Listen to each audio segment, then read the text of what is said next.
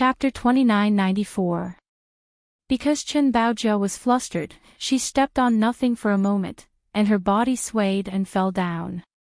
Ba Shu hurriedly took a few steps forward and pulled Miss Chen into his embrace with his big hands. A gust of wind blew against her face. Embarrassed and angry, Chen Baojia pushed Ba Shu away with all her strength. Unfortunately, her cultivation had been suppressed by Ba Shu. In front of a 12th-rank spirit master, she couldn't do anything at all. Therefore, Miss Chen was hugged by Ba Shu and flew down from the air transportation spiritual tool. The gust of wind in her ears blocked Chen Baojia's curses back into her throat. Zhongli Jiwei was secretly pleased with herself. In fact, she had long noticed that Chen Baojia was being humiliated by Ba Shu. She was just watching from the sidelines. Chen Baojia usually put on a holy and kind face, as if she could talk to anyone and get along well with any young lady in Dragonflame City. But in fact, she was very good at pretending. Seeing her suffer a few hidden losses today and being molested by Ba Shu's beard, Zhongli Jiwei's heart was filled with a twisted pleasure. She deserved it. She let this woman fight with her for the crown prince position. She thought she was so great just because she was the prime minister's daughter. Humph. Let's see if she still has the face to fight with me for that position in the future. Zhongli Jiwei was secretly pleased. It was as if she could get rid of Chen Baojia and keep the crown prince in her pocket. If Lord Jojo knew, he would spit on her face. She didn't know where her confidence came from. In fact, the crown prince couldn't even remember whether she was round or flat. Zhongli Jiwei, on the other hand, wanted to enter the Eastern Palace and become the most honorable woman in the Divine Continent. Everyone flew down from the sky. Everyone's cultivation was above the spiritual realm. Naturally, they wouldn't encounter any danger after flying for a while. Below them was the north-facing forest. But because of the air transportation spiritual tool, they had to land in advance. Therefore, they didn't land near the transportation array in the north. When Sir Jojo landed on the ground, he stepped on the little tail of one of the spirit beasts. The little beast was so shocked that it screamed and tried to run away. Unfortunately, its tail was stepped on by Jojo, and it almost lost its tail when it jumped. Then, it immediately rolled on the ground and screamed twice. The moment Qi Xianxian landed, she coincidentally saw Jojo's dumbfounded expression. She couldn't help but laugh. Lady Qiao Qiao expressionlessly raised her little foot and looked at the little spirit beast that was rolling on the ground and throwing a tantrum. What was going on? She definitely didn't mean to step on it. When the little spirit beast realized that its tail had been freed, it hurriedly got up and rolled towards the underbrush. After a short while, it poked its small head out of the underbrush and threw a certain shiny object to Qiao Mu's feet with a wave of its small paw. Then, it squeaked at her again, raised its little tail, turned nimbly into the bushes, and quickly ran away. Mo Lian was speechless. Why did he have the feeling that his little wife was flirting everywhere she stepped on the little beast's tail, and the little beast actually gave her a gift before it left? This was too much. Qiao Mu expressionlessly stretched out her hand and sucked, and that shiny object landed in her palm. It's actually the crystal core of a 10th grade fire spiritual beast. Mo Lian was speechless. Chapter 2995. The little fellow casually picked up a level 10 fire spirit beast's crystal core. This luck simply made everyone's eyes red with envy. What kind of fucking dog's hit luck was this? She casually landed and stepped on a small beast's tail, yet she still received a spirit beast's crystal core as a gift. Did she have to be so outlandish? The Gu family's Gu Yishuan took a deep look at Arbor. He reached out to pick up a waist pouch that had fallen to the ground and stuffed it back into his waist. Wearing a pair of black boots, he strode forward a few steps. Meanwhile, Zhongli Jiwei's deliberately faked cry of surprise came from the other side. Ayabao, Baojia, how did you do this? Zhongli Jiwei pursed her lips and did her best to suppress the smile on her lips. She deliberately raised her voice and cried out in surprise, attracting everyone's attention. They saw Chen Baojia hiding behind a pine tree with an ashen complexion. She was practically naked. At this moment, she was taking out clothes from her inner world to cover her chest in a panic. She repeatedly screamed, don't look over, don't look. Everyone was flabbergasted. You're a level 9 spiritual cultivator. Don't you know how to use your spiritual energy to protect your body and block out the gales when you land from the air transportation spirit tool? How did you end up in such a sorry state with no clothes covering your body? This was too hilarious. Ba Shu smiled vulgarly and took out a black cloak. He walked to Chen Baojia's side with a hypocritical expression and draped it over her. Miss Chen, put it on first. Under everyone's gaze, Ba Shu draped the cloak over her shoulders and conveniently pulled her naked body into his embrace. Chen Baojia felt a wave of revulsion in her heart. She was anxious, angry, and embarrassed. She repeatedly pushed Ba Shu's body and shouted angrily, let go, let go. If it weren't for this vulgar man taking advantage of the situation to strip her clothes, would she have ended up in such a sorry state? Now, he was still fine and even dared to pretend to be a good person in front of everyone. Chen Baojia wished for nothing more than to slap him. However, this guy had been secretly and vulgarly using his spiritual pressure to lock down her cultivation, making her unable to resist at all. Everyone looked at this unbearably unlucky Miss Chen and couldn't resist turning back to glance at the expressionless little stoic. Everyone cursed in their hearts. This is probably the true portrayal of luck and misfortune. Some people could just casually land on the ground and step on dog shit luck. However, some people were just so unlucky. Even after jumping off an air transportation spiritual tool, they would still end up in a sorry state. Arbor naturally didn't know what everyone was thinking. She silently put away the crystal core that the little beast gave her and walked forward. The group followed behind her noisily for a while. They felt that the road was overgrown with dead branches and broken trees everywhere. It seemed to be quite difficult to walk. Mo Lian's mouth twitched, and she reflexively glanced at Duan Yu beside her. Our dear Duan Yu was immediately tempted. He coughed lightly and said seriously, Jojo, how about we have Holy Sun Mayan lead the way? The little fellow paused and looked at them in confusion. I'm not leading the way. Everyone was at a loss for words. Holy Sun Mayan also reacted at this time and grumpily rebuked Sir Jojo, you don't know the way and always like to be the first to rush. Why are you leading everyone blindly? Sir Jojo expressionlessly said, I didn't ask you to follow. You like to walk blindly, yet you're blaming me, humph. Chapter 2996. Move to the back. Holy Sun Mi Yen angrily swung his sleeves and walked to the front, leading the group towards the transportation array in the north. Since the place where they landed wasn't far from the transportation array, it would only take them less than an hour to walk there. To these spirit realm cultivators, such a small distance was nothing at all. When Holy Sun Mi Yen led the group to the transportation array in the north of the north-facing Great Forest, they saw from afar that many people were already standing near the transportation array.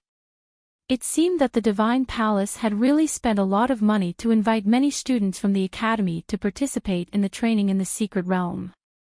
Get out of the way, quick, get out of the way, get out of the way. A tiger's roar came from the back of the group, making them jump in fright. Everyone subconsciously scattered in all directions to avoid the roar. Holy Sun Mi Yen narrowed his eyes and immediately saw a white tiger chasing after a young man who was small in stature but abnormally fast. The tiger was running towards them. This young man's legs were so fast that he arrived in front of them in a few turns. Without saying a word, he hid behind Holy Sunmi Yen and exclaimed, "Oh my God, big brother, save your brother." The white-robed young priest next to Holy Sunmi Yen couldn't help but shout, "Who's your big brother? Don't randomly claim to be relatives. Hey little barbarian, why are you running? Didn't we agree to only fight and not run? Why are you scared now?" A slightly familiar delicate reprimand subsequently entered Xiao Mu's ears, causing her to subconsciously blink her eyes. A cyan shadow flew out from behind the tree. Her long hair was braided and thrown behind her head, and a pair of exceptionally bright eyes looked around with vigor. When her line of sight fell on Arbor, the girl's eyes lit up with a whoosh, and then she screamed. "Little junior sister." This little junior sister could be said to be earth-shattering. The moment he called her little junior sister, a group of people came out from behind the trees and rushed over. Some of these people were holding spatulas in their hands, while others were holding half a drumstick. At a glance, they looked like a group of people having a picnic. The guy holding the drumstick immediately threw away the greasy drumstick in his hand. He excitedly wiped his hands on his body and dashed toward Arbor. "Oh my God, it really is our little stoic face. Ahahaha, stoic face, it's truly a small world. I didn't expect that the junior sister that I've been thinking about for so long would suddenly appear in front of me." Arbor looked at them expressionlessly. He was a little confused and felt that his eyes weren't enough. A large group of people ran over. The long-braided girl running at the front was senior sister Liang Qingqing.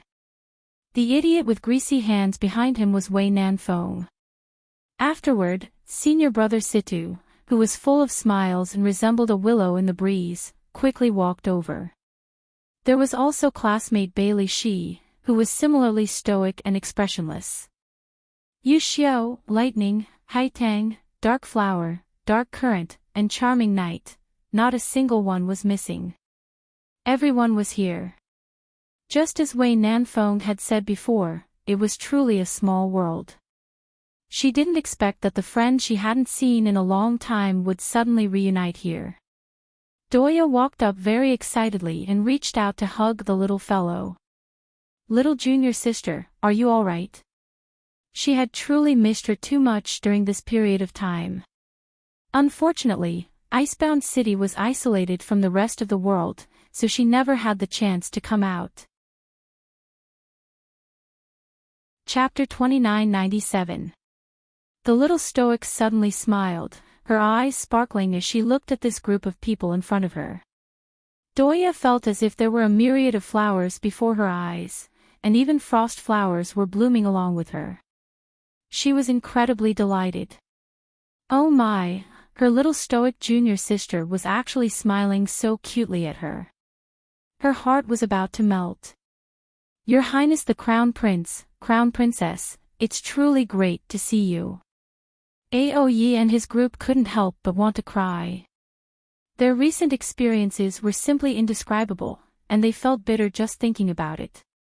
Originally, Man wanted to follow the Crown Princess to the 6 prefectures, but an accident happened once they arrived at Shantian Prefecture. Afterwards, they were forcefully bought and abducted back to Fire-Smelting City and Icebound City, so they couldn't train with the Crown Princess for a long time. The days of being cut off from the rest of the world were too unbearable. Yu Xiao and his group silently shed tears. Arbor looked at their bitter faces and couldn't help but want to laugh. His small lips curled up as he cracked a smile. "Are you also here to participate in the Sun Moon Secret Realms training?" Only then did everyone realize that the little stoic and the others must have come here for the same purpose as them. Liang Qingqing was instantly overjoyed. "Oh my, little junior sister, this is truly great. We haven't had fun together for a long time. This time, we must go together, aw." Wei Nanfeng couldn't resist rolling his eyes. "Do you know how to speak? What fun. It's clearly training." The little fellow nodded happily. What treasure do you want? I'll find it for you. She spoke as if the entire secret realm was already in her pocket. Holy Sunmi Yen fumed and glared at the little stoic, irritably glaring at her. Then, his face filled with suspicion as his gaze swept over Qi Xianxian, Liang Qingqing, and the others. Originally, this stoic face already had a dozen or so allies. If the dozen or so freaking people from Fire Smelting City and Icebound City were added, wouldn't the stoic face's allies reach nearly 30 people? Was this appropriate after entering the secret realm? There were only about 40 people from the Temple of Light that had entered the secret realm. The stoic face's allies could already catch up to their employer, the temple. Holy Sunmi Yan's handsome face was gloomy as he carefully examined the little stoic and her allies. The more he looked at it, the more his head hurt. The strength of this allied legion did not seem weak. Do you guys like elixirs or spirit artifacts? If only I could find a few divine artifacts. When the little stoic saw that her family's allies had arrived, she also added a few more sentences. But as these words fell into Saint Sunmi Yan's ears, the more he heard, the more he felt something was wrong. This stoic face was really not reserved at all. It was as if the Sun-Moon mystery realm was opened by her family. She acted like she was rich and overbearing. It was as if she could just wave her small hand and let her allies take whatever they wanted. Hee hee. Holy Sunmi Yen sneered sinisterly. At this time, Crown Prince Mo had also walked up. He nodded at Situi and the others and said, "Let's find a quiet place to talk." Crown Prince Lien is right.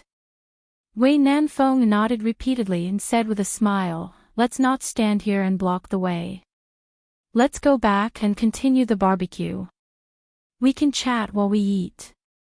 The group didn't wait for Holy Sunmi Yen to speak and went around behind the tree in a hubbub.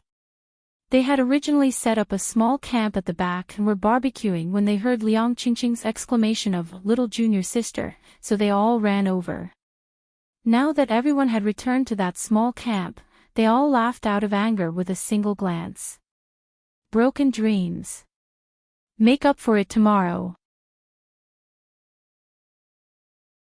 Chapter 2998. You guys. Liang Qingqing couldn't help but stare blankly at the group of people sitting in front of the grill. They had previously washed and peeled the food and placed it on the grill. Just because they went to see little junior sister, they all ran away.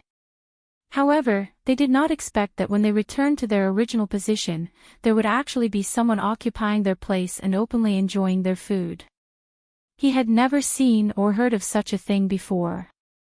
Wei Nanfeng chuckled and said sarcastically, "I've seen shameless people before, but I've never seen such shameless people. I say, brothers, this food doesn't seem to be yours. You can actually eat it with such a clear conscience." There were currently 7 to 8 people sitting in front of the grill. To be specific, they were 7 brawny men and a graceful woman with a red veil over her face. Those 7 brawny men were currently eating the food on the grill without even lifting their heads. However, that woman in red stood up, and her gaze suddenly brightened when it landed on Wei Nanfeng. "Yo, this little brother, don't be so angry."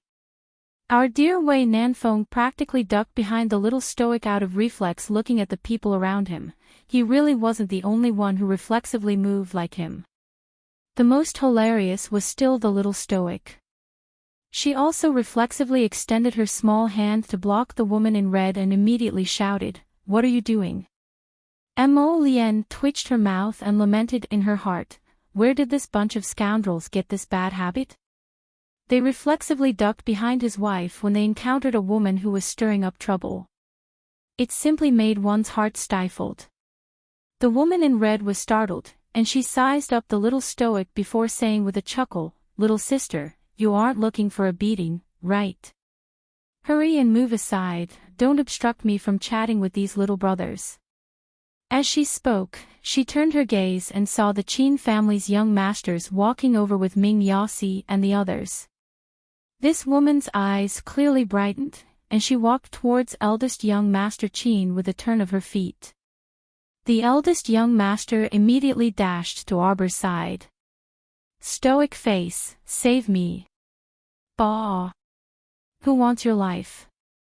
The woman in red ridiculed in her heart, and her gaze swept over them. Oh, you're all together. Who are you? Arbor sized her up. At this moment, Holy Sunmi Yen heard the news and came forward, introducing them to both sides. They are students of the royal school. Holy Sunmi Yen turned to Arbor and said, "This is Queen Fu Sha of the Doffing tribe."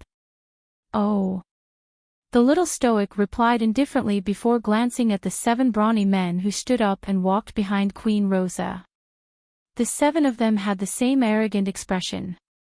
Liang Qingqing could not help but frown and said, "Your men ate our food. Compensate me."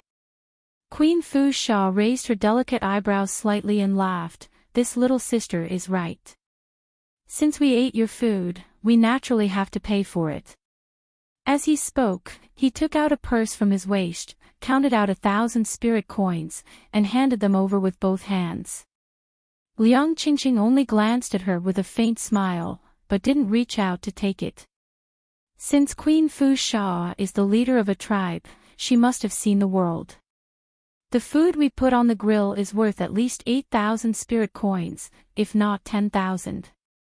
Are you trying to dismiss a beggar? Queen Fu Sha was startled, but then she laughed. Oh, as it turns out, you encountered a group of people who are selling at a cheap price. Don't think that this queen is afraid of you just because you have more people. Liang Qingqing raised her eyebrows. What, as the leader of a tribe, are you trying to snatch other people's food and refuse to acknowledge your debt? Little sister, don't say such unpleasant words. Fu Sha giggled and covered her mouth with her hand. When we just arrived, there wasn't a single person in front of the grill. How can you prove that the food was left behind by you guys? You! Liang Qingqing exploded in anger. However, after thinking it over, there really was nothing to prove that they left behind all the meat and poultry on the grill. Qi Xianxian tugged on the little stoic's sleeve and asked quietly, "Jojo, are these the friends who waited at the city gate when you first arrived at Shantian Prefecture?" Sir Jojo nodded. Qi Xianxian beamed with joy. Then today is truly an unexpected reunion. At this moment, Liang Qingqing and the others were also curiously sizing up Qi Xianxian and the others. Now wasn't a good time to introduce each other's identities or speak. She was busy negotiating with that whatever queen, so when she heard this, she only smiled at Qi Xianxian and nodded in greeting. Since there's no way to prove it, then, who said there's no way to prove it? Arbor said aloofly. Oh. Fu Sha's lips turned up slightly. How do you want to prove it? Just as she finished asking this, the sound of people falling to the ground came from behind her. When Queen Fu Sha turned around to look, she was a bit stupefied. What was going on? The 7 strong men who were fine just now were all on the ground now. Their heads were tilted, their limbs were twitching, and white foam was even coming out of their mouths. This clearly looked like they had been poisoned. Queen Fu Sha turned around with a swish and glared at Arbor. She shouted harshly, "You poisoned them." Xiao Mu calmly nodded her small head. In order to prevent others from secretly eating it, we've smeared poison on our food beforehand. Mo Lian and Duan Yu couldn't help twitching their mouths. Everyone else was instantly speechless.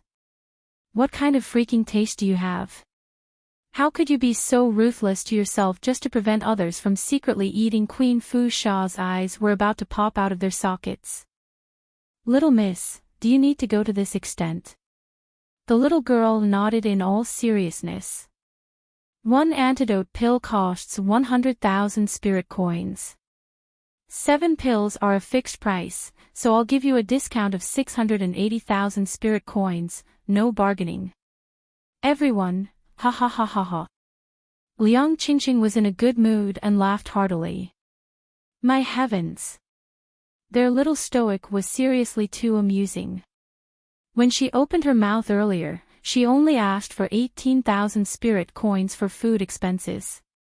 When it came to the stoic face, the no bargaining price was 680,000 spirit coins. Ha ha ha ha ha. Looking at Queen Fu Sha's eyes that were spitting fire, everyone could imagine how dark the face under the veil was. Holy Sun Mi Yen was actually in the mood to watch a good show. He also didn't know what was wrong with him. It seemed like he really was in a good mood when he saw the little stoic dissing people. What was going on? It seemed like he was in a strange mood. For example, he was used to being frequently dissed by the stoic face. One day, he suddenly discovered that it was really quite satisfying to sit and watch the situation unfold while smiling as the stoic face dissed others. Holy Sun Mi Yen creased his brows slightly, inexplicably feeling that there might be something wrong with him. Cough, cough, cough. Mo Lien coughed lightly and said while holding back her laughter, Jojo, antidote pills are hard to make.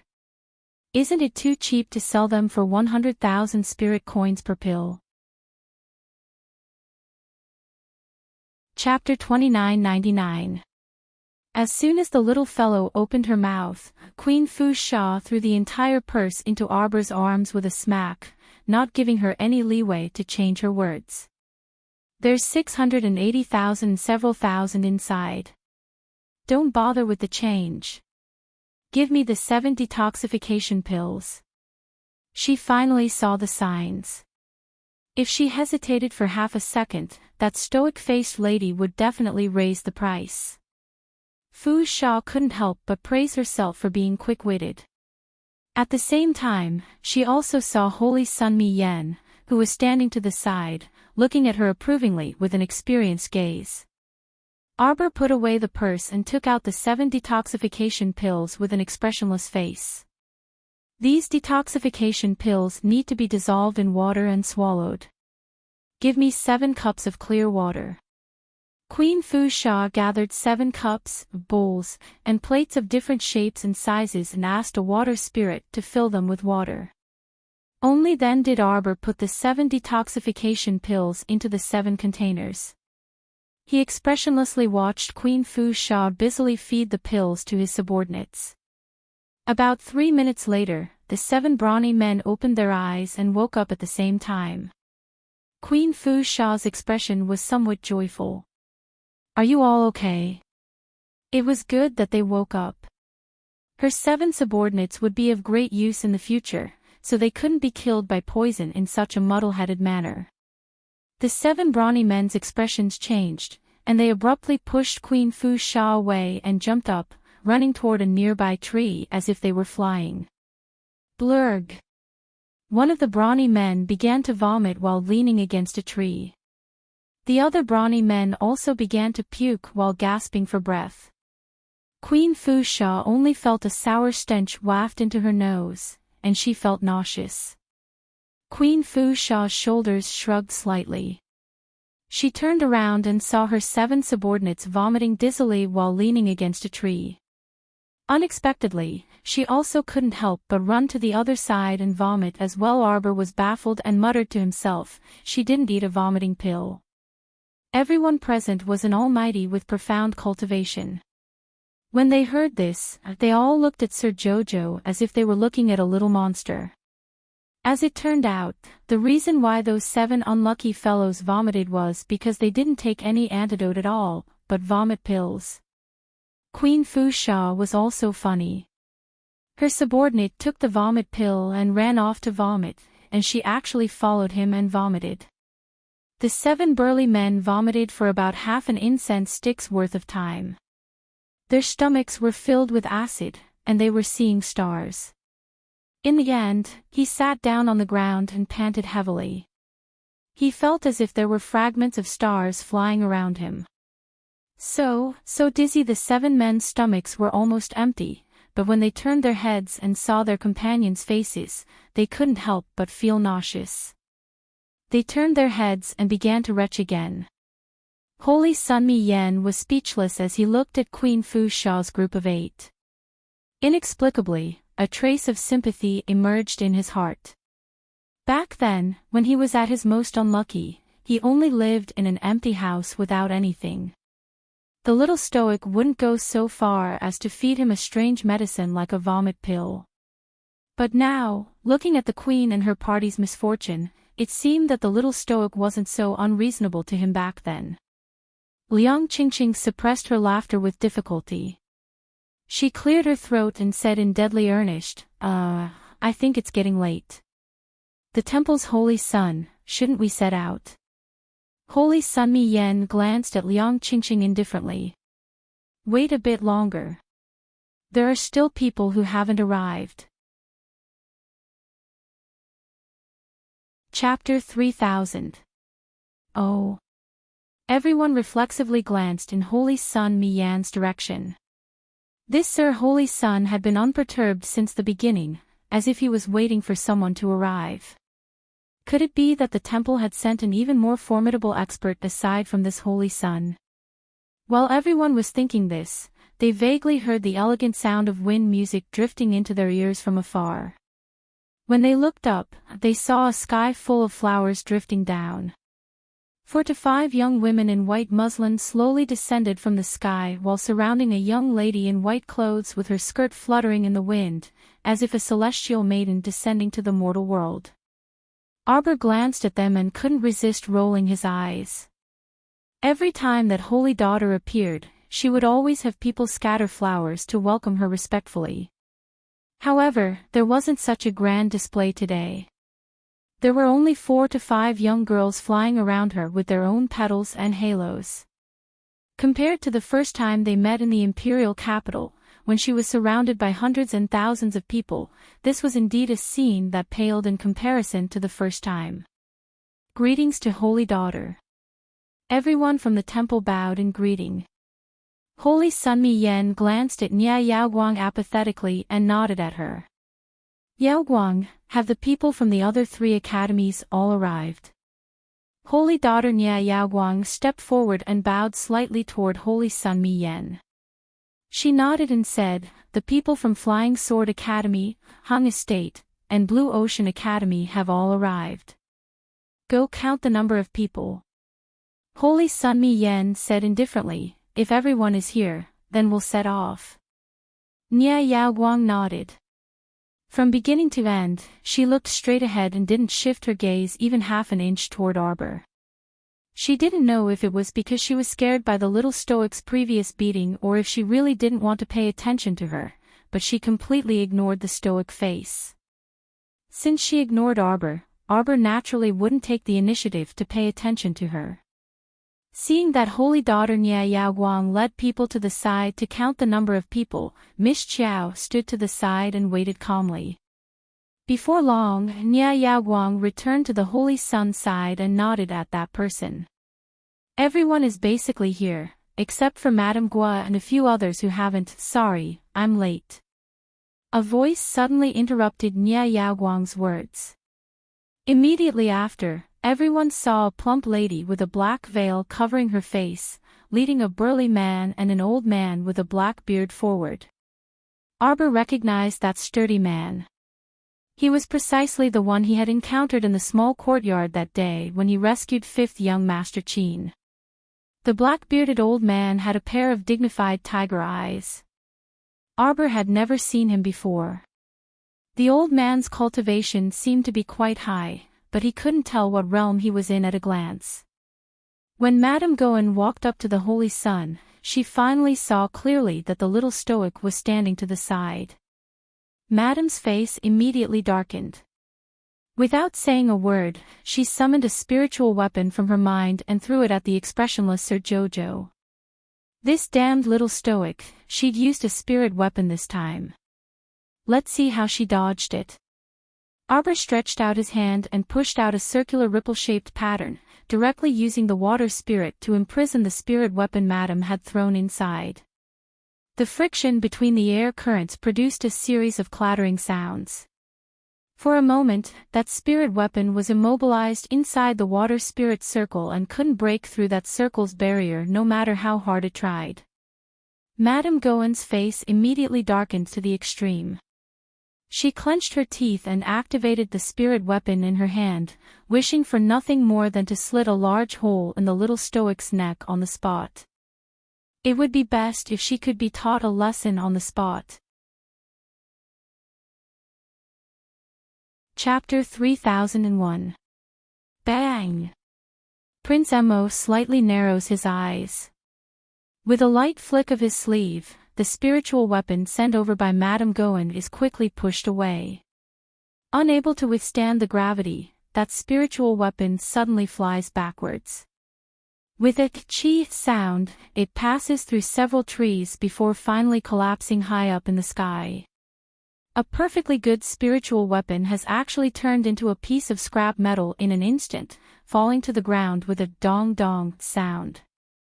Madame Gowen is so angry that her eyes turn red. Mo Lien. This guy is simply too infuriating. Does he even put this end of mine in his eyes? In broad daylight, under the watchful eyes of so many people, he actually acted so recklessly.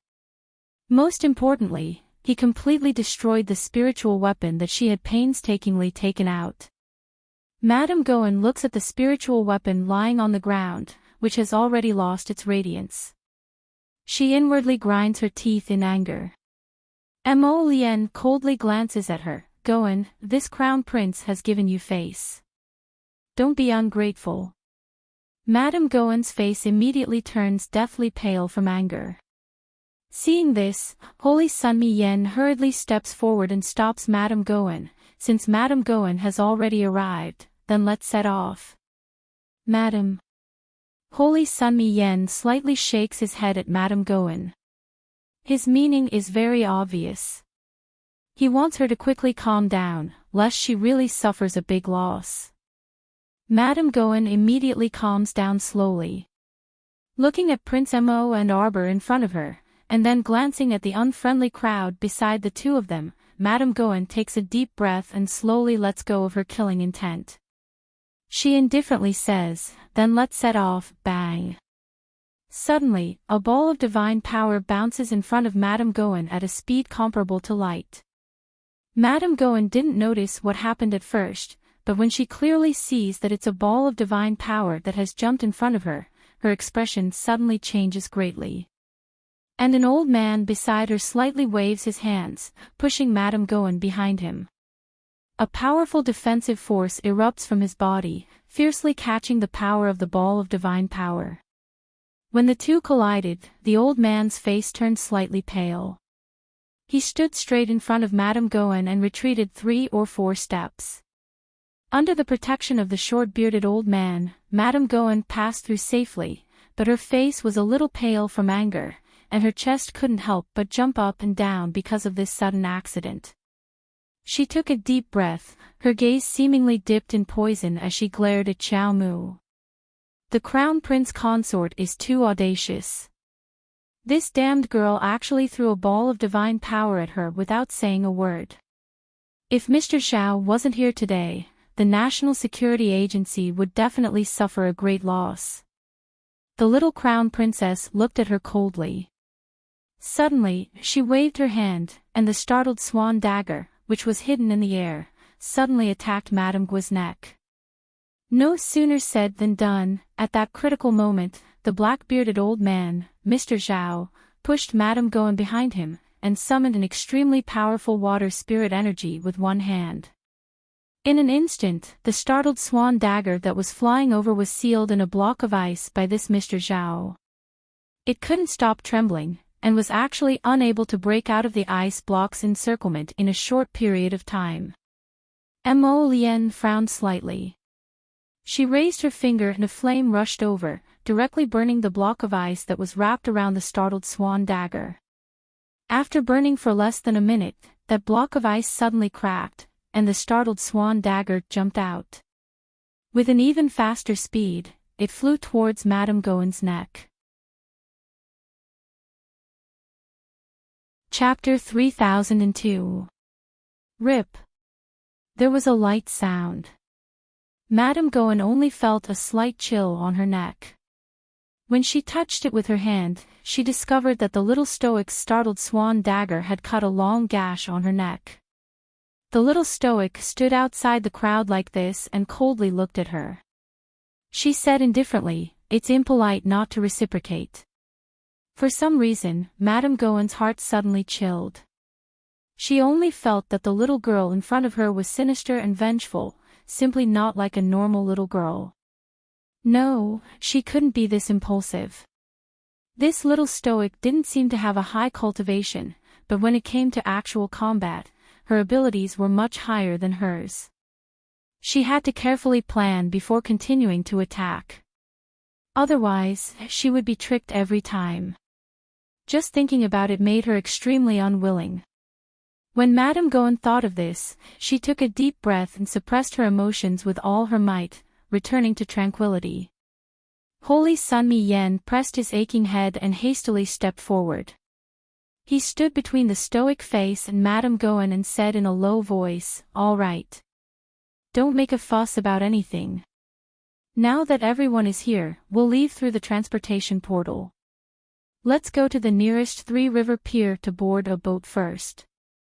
Since the Holy Sun said this, the others naturally nodded in agreement and clustered around him as they walked towards the transportation portal. There were several transportation portals in this great north-facing forest. This forest was truly too large, so transportation portals had been set up in all directions. This greatly facilitated the people who came here to experience the world. Holy Sun Mi Yen led everyone directly to the great north-facing forest from this transportation portal, near the three-river pier. The people who walked out of the tactical matrix followed behind Holy Sun Mayan. After looking around for a while, they followed Holy Sun Mayan and walked towards the Sanjiang Wharf. This place wasn't far from the three-river pier, and it was less than a 10-minute walk. From afar, they could see boats coming and going at the pier. The boatmen were busy loading and unloading goods, and it was bustling with activity. Arbor followed not far behind Holy Sun Mi Yen. As he pulled Mo Lien along, he couldn't resist looking around curiously. There were at least 200 to 300 people in their group, so it was impossible to say that they weren't eye-catching. They suddenly walked over from the direction of the teleportation formation, which immediately attracted the attention of many young men on the pier. "The boatman we contacted is just ahead," Holy Sun Mi Yen said indifferently. "Follow me." Holy Sun Mi Yen had already chartered a boat and agreed on the return time with the boatman. Therefore, he easily found the boatman that he had made an appointment with. Not long after everyone boarded the ship, the two-storied ship began to move forward slowly. Holy Sun Mi Yen sent someone to inform everyone, "We will be able to enter Du Chuanjiang's range in about a day. After entering the Du Chuanjiang, be careful. This is a no-fly zone. If you force your way into the air, you'll have to bear the consequences." Their days were finally stable, and the little stoic finally had time to catch up with Situi and the others. She introduced Qi Xianxian and the others to them. Liang Qingqing said excitedly, "We have been stifled in the fire refining city for a long time. It was not easy for the Sun Moon Temple to select people to enter the secret realm to gain experience, so we volunteered to come. But I didn't expect to meet little junior sister here. TSK, now that I think about it, everything is really guided by fate." Situ-Yi also couldn't resist chuckling. What junior sister Liang says is very reasonable. The next morning, a boatman came and banged on the door vigorously. "Sir Holy Sun is calling for everyone to come out quickly." Chapter 3003. When Arbor and Mo Lien walked to the deck hand in hand, they saw a sea of heads. Everyone was standing still on the deck. Holy Sun Mi Yen was standing at the front, gazing at the distant riverbank. The ship only needs to stop at 10-Mile Pier to pick up 2 experts. Holy Sun Mi Yen said to everyone, "Up ahead is Dukhan Riverbank. The people of Spring City should be conducting a large-scale sacrificial ceremony. There are a lot of people, so don't disembark if you can. Holy Sunmi Yen coughed lightly and said, those who really can't hold back and want to watch the show, don't go too far after disembarking. After we pick up the people, we'll set off immediately in about 2 hours. Don't leave yourselves behind at that time. After saying that, he deliberately found the little stoic in the crowd and looked her up and down. Thereupon, the priests next to Holy Sunmi Yen, as well as some students from the Royal Academy, all looked at the little stoic in unison. The stoic face didn't have the slightest expression, but Sir Jojo's heart was galloping. What's going on? Is there something wrong with Holy Sunmi Yan's eyesight? Why did he deliberately sweep his gaze over and focus on Sir Jojo? It's as if this Sir is stirring up trouble everywhere. This Sir is clearly very easy to talk to. Liang Qingqing and the others couldn't resist covering their mouths and snickering. Since we're stopping for 2 hours, and it looks quite lively up ahead, Jojo, how about we disembark and take a stroll? Sir Jojo's large eyes were spirited as he looked around. He coughed lightly and said with a reluctant expression, since you guys want to disembark and take a look so much, then I'll accompany you guys for a stroll. Everyone couldn't help but twitch their mouths. You say it like you're reluctant, but you're actually very excited on the inside. Spring City's large-scale sacrificial ceremony was currently in full swing. Many young men and women crowded around the riverbank with offerings on their heads. It was a noisy and boisterous scene. The elder in charge of the sacrificial ceremony was a cyan-robed elder. He held a long staff and muttered a long string of words. Soon after, he shouted in a clear voice, "Let the sacrificial ceremony begin." Woo, woo. The heavy sound of drums was played, accompanied by the roars of 2 rows of bare-chested brawny men, which sounded very rhythmically. Arbor's group landed on the riverbank, but they didn't squeeze into the crowd. Instead, they walked around the stalls along the riverbank. Qi Xianxian couldn't help but whisper, "Are they holding an early spring ceremony?" The little stoic naturally wouldn't care about their sacrificial offerings. Everyone was in a good mood today. Whenever they saw something delicious or fun, they wanted to buy it. This was especially true for Spring City's local specialty, soy sauce pork ribs. Qi Xianxian, this glutton, tasted it and felt that it was very good. Thus, she bought a lot of it and distributed it to everyone. As the group strolled around, they heard the drumming of the sacrificial ceremony becoming more and more urgent. Suddenly, he was interrupted by a heart-wrenching cry. Everyone turned to look at the source of the sound.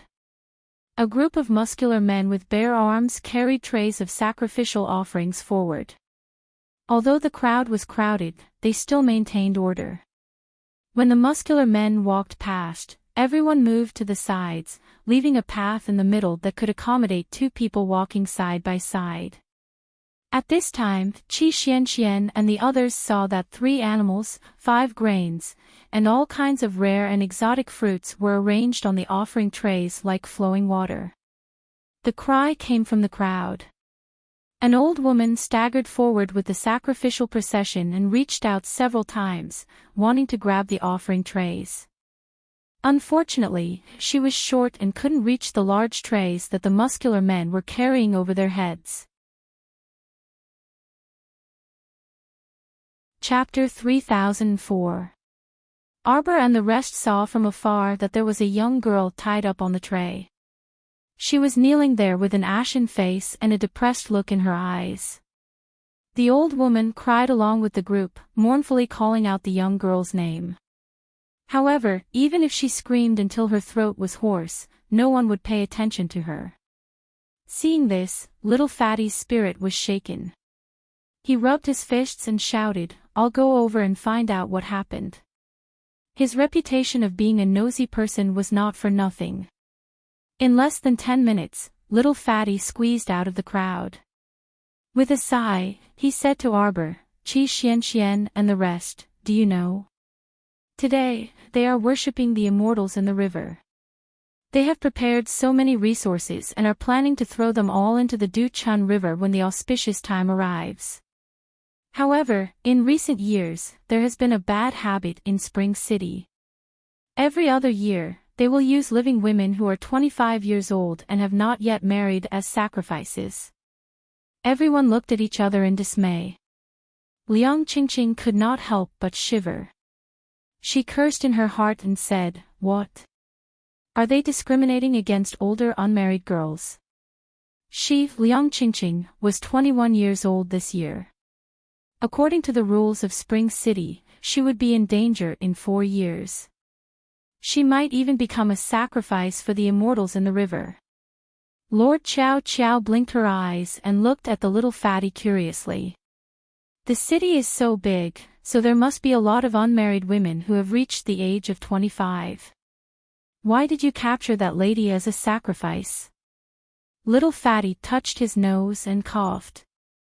It's strange. This Spring City is really weird. They choose their sacrifices based on their beauty. Among the 25-year-old unmarried girls, they choose the prettiest girl. Liang Qingqing suddenly shivered. She secretly compared her appearance to the girl on the tray. She felt that she was more beautiful than the girl on the tray. She suddenly felt lucky that she was not from this weird Spring City. Otherwise, in 4 years, it might be her turn to become a sacrifice in the river. Little fatty chuckled and glanced at Liang Qingqing. As if guessing what she was thinking, he hurriedly said, "Don't panic, this is only for ordinary people." Thinking about it, a level 5 fire spirit master like Liang Qingqing would not be so easily subdued and become Du Chuanjiang's sacrifice. Even so, Liang Qingqing and the others were still unconvinced. They rubbed their fists and were eager to give it a try. "I'll go save that poor girl. Why should a good-looking girl become a sacrificial offering in this river without getting married at the age of 25? The little fatty hurriedly stopped Liang Qingqing. "Hey, don't. Let's wait and see." The main thing was that he didn't know the situation. If he acted rashly, it might not be of much help to others. However, Liang Qingqing was an impatient person. "Didn't you already ask around? There's no time to lose. You guys wait here. I'll go alone." After saying that, Liang Qingqing was about to squeeze out of the crowd and walk towards the sacrificial procession. Arbor immediately grabbed her arm and said with a serious face, "Let me do it." Everyone was speechless. The little girl's expression was eager to try. Naturally, they didn't want to spoil her mood. She wanted to see what kind of god this immortal in the river was. He actually tricked so many people to come and pay their respects. Arbor didn't say anything and quickly walked in front of the sacrificial procession. Chapter 3005. And at this time, the elderly presiding over the sacrifice had already impatiently ordered 2 people to go forward and pull that old woman away. The old woman couldn't resist wailing loudly. "You can't do this. I beg you, let my daughter go." Liang Qingqing still couldn't hold back and followed closely behind the little stoic to the sacrifice team. "Hurry and release her. These people were truly too excessive." She wasn't their daughter, so they didn't feel any heartache even after throwing her into the river. To put it bluntly, these people only dared to lay their hands on commoners. If it was someone with true status, they naturally wouldn't allow themselves to be manipulated as they wished. When the elderly presiding over the sacrifice heard this, he glanced at them coldly. "Someone, disperse all the unrelated people. Continue with the sacrifice." With a light swish, the 2 burly men holding the living tray above their heads felt their shoulders go numb. Their bodies trembled slightly, and they involuntarily fell backward. He was very clear that he had fallen into someone's trap, but he simply couldn't control himself. He could only watch helplessly as he fell backward with a bang, landing headfirst on the ground. The girl on the tray naturally lost her balance and fell down. When Liang Qingqing saw this, she couldn't help but be amused. She quickly rushed forward and supported that girl, allowing her to steady herself. An attack talisman flew up from Arbor and directly pounced at that gloomy elderly man. Since someone must be the sacrifice, why don't you go? That elderly man was dumbstruck. Before he could react, he felt his body being forcefully pulled by a force, and he flew uncontrollably toward the riverbank. "Ah!" the elderly man yelled in alarm. The people around him all reached out in a flurry, wanting to grab him, but they simply couldn't resist that pulling force. The sacrifice team instantly fell into chaos. Everyone screamed in disarray and fled toward the back of the crowd. In just an instant, the staff in the cyan robe elder's hand flew out, and he uncontrollably rolled toward the riverbank. After a loud splash, what made everyone dumbfounded was that the old man really rolled into the river. Prince Mo couldn't help but grimace. He raised his hand to cover his face. He didn't see anything. His wife definitely didn't cause any trouble. Duan Yu took a step forward and calmly turned to sweep a glance at Mo Lien. He couldn't resist frowning strangely. "What's with that expression of yours? Was this guy trying to hypnotize himself that he didn't see anything?" Mu Xingqian's figure flashed, and he used spiritual energy to separate the crowd before hastily rushing to the little stoic and Liang Qingqing's side. "What are you spacing out for? Quick! Big Brother Mu can't be thinking that the little stoic will suffer, right?" Duan Yu couldn't resist muttering. According to his understanding of the little fellow, the next one to suffer would definitely be the enemy on the other side. Less than a few seconds after the elderly man fell into the river, the entire Du Chunjiang suddenly flared up. Everyone retreated several steps in terror. Someone shouted, "The immortal in the river has been infuriated," and everyone fled in all directions in a hubbub. At the same time, a huge wave surged out of the river and splashed toward the riverbank with a splash. At first glance, everyone saw the old man being lifted up by the water and tumbling out of the river. Chapter 3006.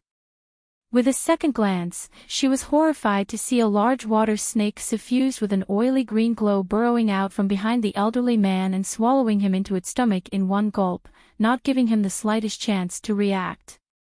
That water snake spat out a bolt of lightning that landed in the water, creating a sizzling electric current that struck towards the riverbank like a bolt of lightning. Qi Xianxian cursed in her mind and reflexively reached out to pull on the little stoic's arm. However, in the blink of an eye, the little stoic had already acted. Several defensive talismans landed in front of them, blocking the lightning that was snaking towards them at lightning speed. At this time, Mu Xingqian had already rushed over and threw out a dozen fireballs without any explanation. They danced in the air as they collided with the water snake that had suddenly burrowed out of the river. After a few sizzling sounds, everyone could clearly see that when the fireball touched the scales of the water snake, the flames disappeared. The little stoic blinked and couldn't help but lament softly, "This large water snake can't be the immortal in the river that Spring City worships, right?" Liang Qingqing nodded. "It's very possible." She grabbed the little stoic's hand and retreated, involuntarily exclaiming, "This water snake nests in this river all year round, so it should be the overlord of this area." Just as she finished speaking, a row of sword-toothed fish leaped out from the riverbank. They leaped half a meter high and pecked through a stone tablet on the riverbank in a few moves. Upon seeing this, Arbor involuntarily creased his brows, thinking that this guy had quite a few helpers. However, it was fortunate that these things could only stay in the water. Once they came ashore, they were like tigers without fangs and were nothing to be afraid of. The sacrificial ceremony had long ended. Everyone wasn't an idiot, and those who could escape had already fled without a trace. The remaining sacrificial procession had also thrown away the sacrificial offerings in their hands and mostly fled. Mu Xingqian circled a defensive talisman with his hand and blocked Sir Jojo, Liang Qingqing, and the others. Mo Lian and Duan Yu also hurried over. However, before the two of them could make a move, they heard a delicate rebuke from afar. Immediately afterwards, a sword light landed in the water, creating a huge splash with a bang. The big water snake roared and swung its tail. With a boom, its tail swept across the surface of the water, rolling up a huge wave. At this moment, Holy Sun Mi Yen had also stepped on the water surface and hurried over. When he saw the situation on the riverbank, the corners of his eyes couldn't help but twitch as he felt a little uncomfortable. What's going on? Didn't they say they shouldn't cause trouble? Why did it still cause such a huge commotion? He propped up a defensive spiritual barrier with both hands, blocking out the watery light that filled the sky. He had already stepped on the water's surface and swiftly arrived beside the little stoic and the others. Holy Sun Mi Yen couldn't help but roar, "What are you doing?" Hiss, hiss, hiss. At this moment, the giant water snake in the river was clearly enraged by everyone's repeated provocations. Be careful. This water snake is a level 10 divine beast. The woman who reminded them was the one who had dropped the sword light from the sky. The little stoic glanced at her before shifting her gaze to the woman next to her. She stared intently at the newcomer and racked her brain. Why does she look so familiar? So it's Princess Jing of the Panga clan from the Aurora Sand Field. Mo Lian nodded indifferently. It was only now that she realized the expert's Holy Sun Mi Yen was waiting for were actually these two people from the Panga clan.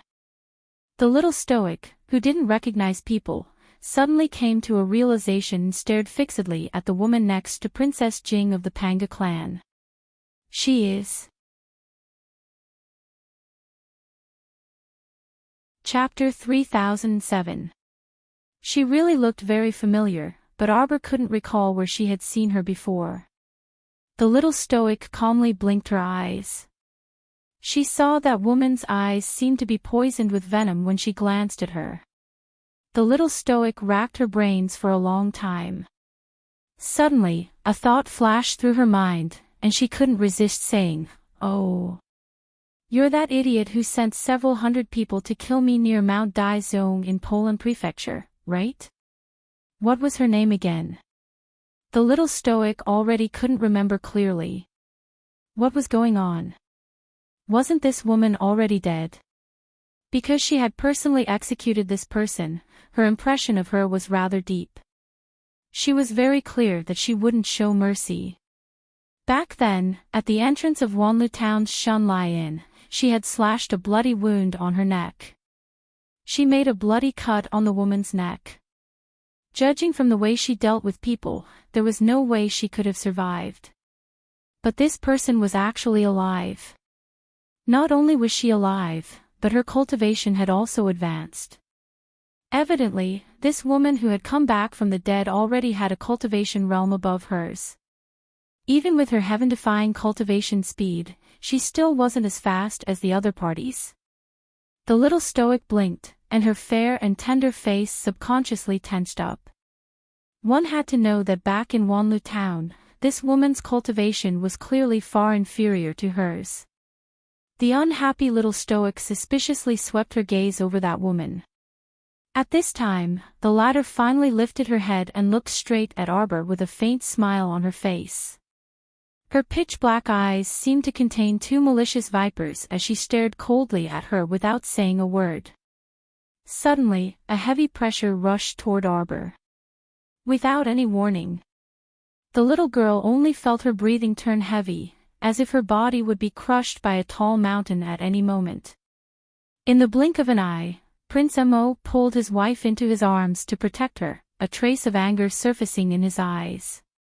At the same time, Mu Xingqian also narrowed his eyes. With a flick of his sleeve, he instantly rebounded the pressure released by the other party. Cough. The woman took a few steps back before she managed to stabilize herself. Her face was flushed red from holding back her anger. Jing Minyao. Princess Jing frowned. She was very displeased with her third younger sister for finding trouble for no reason. Did Jing Minyao forget the pain after the wound healed? She had already died once, but she was still so willful. Wang Liming did not know how to teach her daughter. Now that the Crown Prince of Shenzhou was standing in front of them, what good would come of attacking his little Crown Princess rashly? Jing Minyao's brainless approach was ridiculous. Do you want to die? The Crown Prince was furious. With a slight movement of his hand, he pulled Sir Jojo down. The little guy's gaze circled around Jing Minyao's body with a trace of curiosity. This person could not die for the time being. As a curious child, she wanted to find out why this person came back from the dead. In reality, faint ripples were surfacing in Qiao Mu's heart right now. Even those who had their throats slit by her were able to come back to life. It was clear that this family had a secret treasure that no one knew about. If she seemed to have grasped a strange inspiration, but before she could continue thinking, that hissing water snake swung its tail and swept toward the shore. Splat! The tail slapped the riverbank, directly smashing 200-year-old trees into pieces. Chapter 3008. Jing Linyao's attack and reaction speed were extremely fast. A long sword leaped up from her back with a whoosh, and the instant it flew forward, it ignited flames in front of her and built a tall wall of fire. When the fire soared up, the huge wave that the water snake sent out collided head-on with the wall of fire. The instant the water and fire came into contact, the fire seemed to be instantly extinguished by the torrential water. That water current was about to pounce on them regardless of anything. The little stoic calmly covered herself with an eggshell defensive barrier and expressionlessly gazed at the stream of water that swept towards her with a splash. Mu Xingchen's fingertips swiftly moved, and he threw over a dozen earth spirit talismans. Earth walls rapidly rose from the ground and were toppled one by one under the impact of the huge wave. It wasn't until the water current toppled 3 earth walls that it ran out of momentum and slowly came to a stop. The water current spread to their feet. They looked down and then looked up at the water snake perpendicular to the river's surface. That pair of lantern-sized eyes were currently staring fixedly at Arbor's group. The sinister intent in its eyes made people slightly apprehensive. Arbor creased his brows. This water snake had been entrenched in Duchun River for who knew how long. Judging from today's situation, it probably wouldn't end peacefully. Mo Lian patted the back of the little fellow's hand and whispered, "Wait here." He was just about to go over and personally dispose of this beast, but to his surprise, that huge-tailed water snake used its triangular eyes to carefully stare at them before suddenly plunging its head into the water and falling silent at once. Mo Lian, Arbor, and Duan Yu's group looked at each other, bewildered. What was going on? They hadn't even started fighting yet, but that water snake suddenly slipped away. Then why did it cause such a huge commotion earlier? Holy Sun Mi Yen also sighed in relief and said, "It's not easy for beasts to advance to divine beasts. It seems that this water snake is also smart and intelligent. It should know that if you gang up on it, it won't be your match." Arbor glanced at Holy Sun Mi Yen suspiciously. "You are not it. How do you know what it is thinking?" He spoke as if it was true. What did he even say about being worried that they would gang up on him? That was why he ran away. Holy Sun Mi Yan's face was full of righteousness, and his eyes were calm. Although this Holy Sun's guess is not correct, it is not far from it. All right. Holy Sun Mi Yen directly interrupted the little stoic. It's getting late. Since these two from the Panga clan have also arrived, then let's board the ship and continue our journey. I think it's better for you to set up some defenses on that ship, the little stoic said dryly. Protection. That water snake must have dived into the water and waited for an opportunity to strike. I think that as long as we give it a chance, it will come back and continue to cause trouble for us. Holy Sun Mi Yen grumpily retorted, you are not that water snake. How do you know it will still lurk in the dark, waiting for an opportunity to take action? Enough. Let's talk after we return to the ship. Holy Sun Mi Yen harumphed and turned around to leave swiftly on the water's surface. Sir Jojo pursed his lips and quietly said, that's my intuition. Qi Xian glanced in the direction that Holy Sun left. Ignore him. I think this person won't shed tears until he sees the coffin. Mo Lian was a bit amused.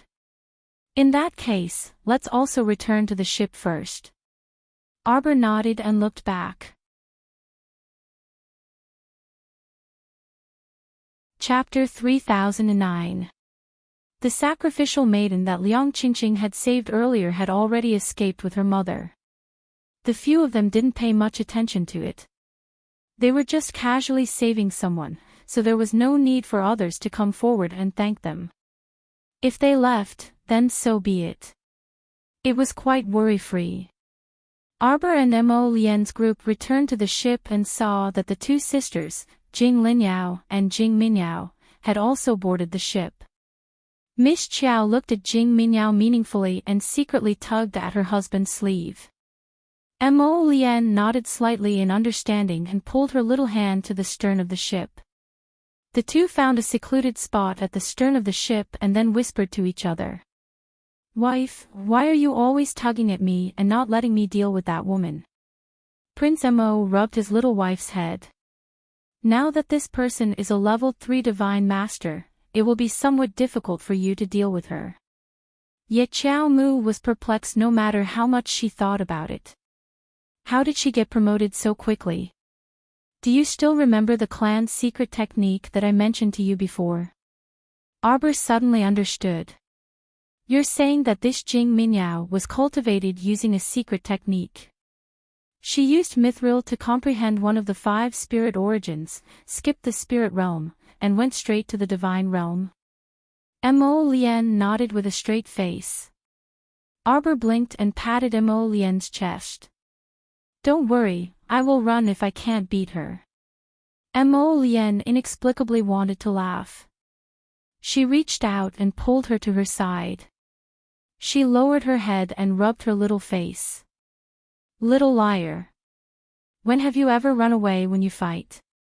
In the end, didn't she get really angry when she fought with her opponent? The stronger the opponent, the stronger she became. Arbor moved her little mouth, wanting to say something to defend herself, but after thinking about it, it seemed that it was indeed as Mo Lian said. She pretended to cough and then said, Mo Lian, what treasure does the Jing clan have? Are you talking about Jing Minyao's resurrection? Mo Lian said softly, I've always heard that the Jing clan indeed has a treasure that can pass down the yin and yang fortune called the soul congregation bell. This soul-gathering bell can gather a person's soul, reverse the yin and yang of heaven and earth, and bring back the dead. Rumor has it that people who have been dead for more than 10 years can be revived with the help of the soul-convening bell. As long as the body is intact, resurrection is not a problem at all. A trace of excitement flashed across the little stoic's face, and she reached out to grab Mo Lian's arm at once. What's wrong, Jojo? Soul-gathering bell, I. She finally knew what the spark that flashed through her mind was. She wanted this soul congregation bell. Since the soul congregation bell could bring the dead back to life, then her senior sister who had been sealed in the ice coffin for many years, could you want to use the soul congregation bell to revive senior Su Shanshan? Emishim. Arbor nodded her little head vigorously. Mo Lian muttered to himself for a moment before nodding and saying, perhaps it can work. But Jojo, let's put this out in advance. Senior Sister Su has passed away for many years, and no one can say for sure or guarantee something as ethereal as a soul. Whether the soul congregation bell can gather Senior Sister Su's soul again, whether it can truly wake Senior Sister Sue up, this matter is still more of a legend after all. Arbor's large, watery eyes curved slightly. She actually understood Mo Lien's meaning. He wanted to tell her not to have too much hope. We will do our best for this matter. Chapter 30:10. But as for whether we can succeed or not, that will depend on the will of the heavens.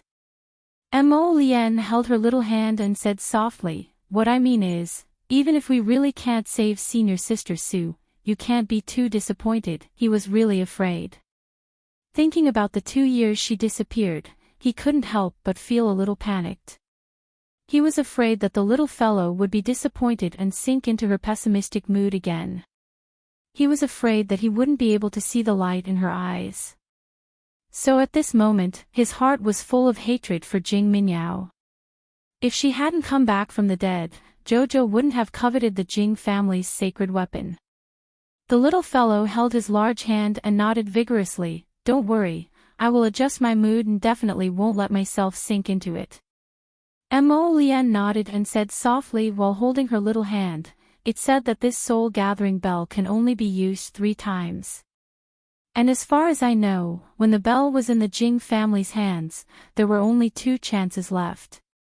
This response was wasted on Jing Minyao, so there's only 1 chance left." Arbor subconsciously clenched her little fist. "I wonder who has this thing now." Princess Jing. Although Princess Jing was a scheming person, Arbor actually admired her magnanimous temperament. Compared to Jing Minyao's incompetence, this Princess Jing was simply the Jing family's glory and hope, the perfect example of a bad bamboo producing good bamboo shoots. "Let's test it out first." Mo Lien narrowed her eyes and chuckled. "Anyway, there will be plenty of opportunities along the way." Arbor thought that was right and pulled her husband back to the deck. The moment they stepped onto the deck, they saw Jing Minyao leaning against the railing and staring at them silently.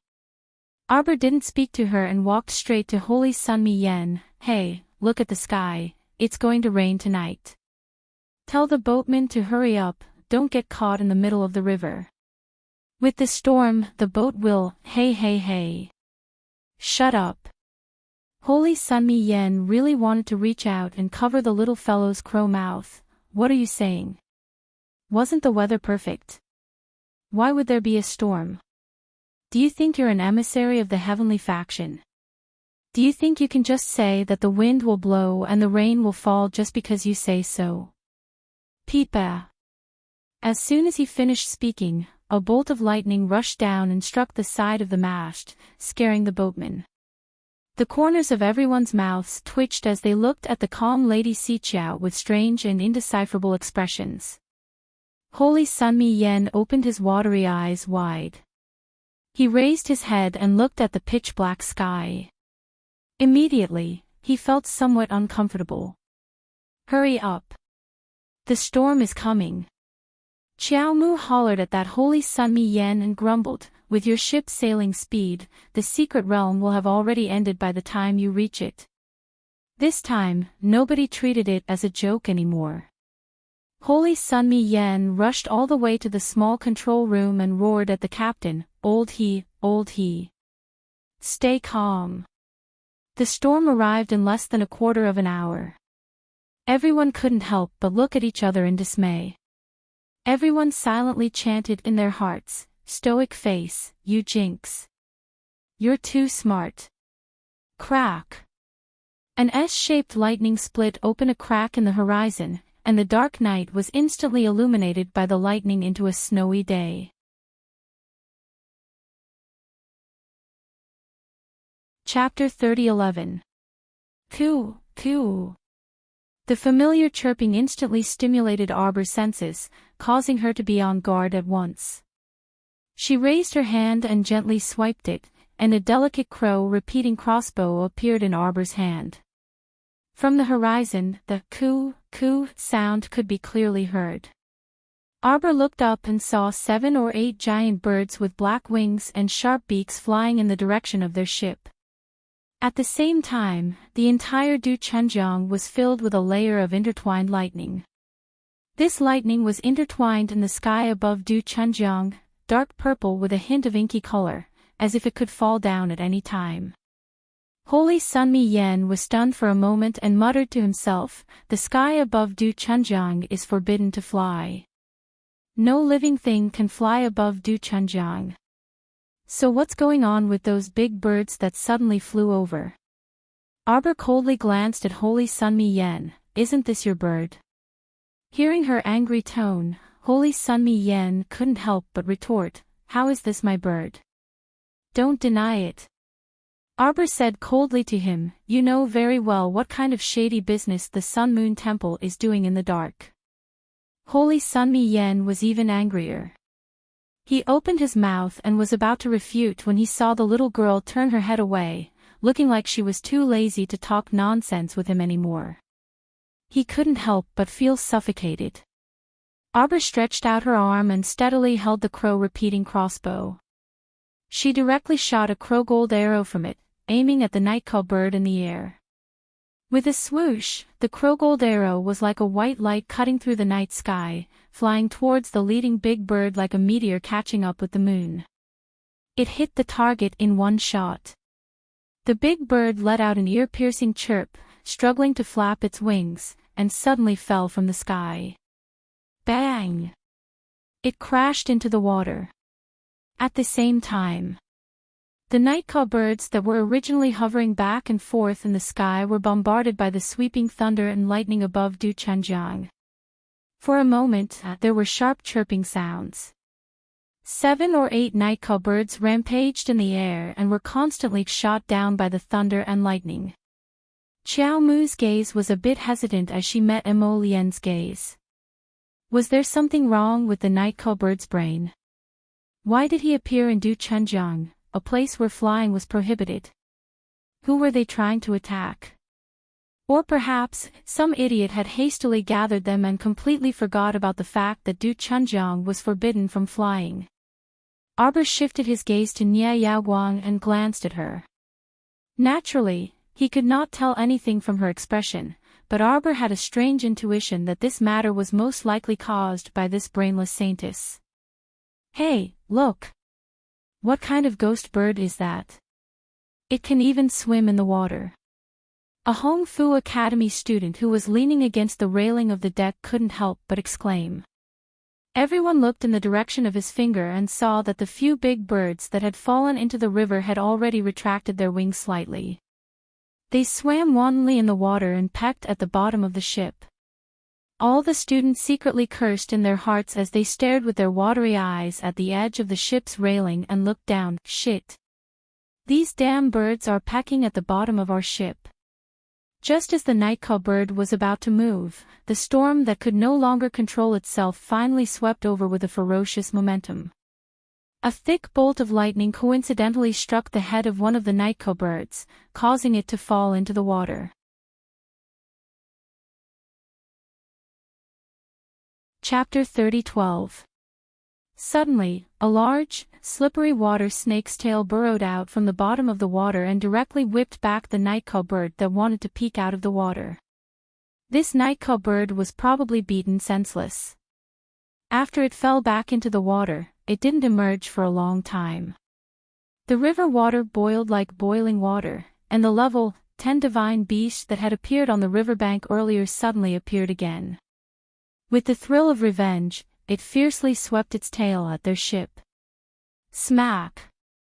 Smack! Smack! The water snake's tail, which carried a trace of electricity, heavily whipped the ship's railing and directly pierced through it. The students who were originally standing beside the railing hastily retreated. Everyone reflexively activated their defensive spiritual weapons to withstand the violent wind and rain outside, in addition to the occasional flash of lightning. This was truly a trap. They encountered this kind of trap on their first night at Du Chunjiang. It was all the little stoic's fault for jinxing things. Truly, whatever she said came true, whatever came was unlucky. Look at the current situation. Fuck, it was simply unbearable to the extreme. At this time, everyone was caught in a dilemma. If they continued to let this water snake wantonly destroy their ship, everyone would have to go into the water. If they wanted to fight this water snake, they would have to tread on the waves and rise into the air to deal with it. However, with the lightning above their heads glaring at them like a tiger watching its prey, no one could fully concentrate on the battle under these circumstances. Arbor aimed at the water snake's tail and fired 2 arrows. The crowgold arrows created sparks when they rubbed against the large water snake's scales, infuriating it on the spot. It hissed and stared fixedly at Xiao Mu with its cold, triangular eyes. It raised its long tail high up and smashed it at the people on the deck. "You're courting death." Arbor narrowed her eyes and suddenly leaped, about to jump into the river. Prince Mo, who was constantly paying attention to his wife's every move, jumped in fright when he saw this and hastily reached out to pull the little fellow back. Mu Xingchen was also startled and blocked Arbor with his hand. "Younger sister, what are you doing?" "Of course we're going to kill it, pull out its teeth, and give them to Lotus as refining materials." Everyone couldn't help but be speechless. This little girl spoke as if she wasn't going to kill a level 10 divine beast, but was only going to deal with a small low-level spiritual beast. Wasn't he overconfident? Didn't they see that Holy Sun Mi Yen, a spiritual venerable, was still considering how to attack? You suddenly want to jump into the river after slapping your head. How much confidence do you have in yourself? Wait. Mo Lien grabbed her little hand worriedly to prevent her from jumping down. "The Holy Son of the Divine Hall is here. Before we enter the secret territory, the Divine Hall should have the responsibility to protect us." At this moment, Holy Sun Mi Yen was holding up a defensive barrier. Hearing this, he couldn't help but want to spit on Mo Lien's face. What about the responsibility to protect them? Then who would protect the people in the Divine Hall? At this moment, Holy Sun Mi Yen saw that both of them were looking at his face. He was so angry that he didn't know where to vent. "The wind and rain are getting heavier. Let's talk inside the cabin first." Boom! The bottom of the boat seemed to have been hit by something heavy, and the whole boat couldn't help but tremble. At this moment, the boatmen all looked as if they were mourning for their loved ones. They shouted at Holy Sun Mi Yen, "Lord Holy Sun, it's not good, it's not good. You're the one who's not good. Your whole family is not good, go to sleep, come back tomorrow morning at 9:30 to catch up on the chapters."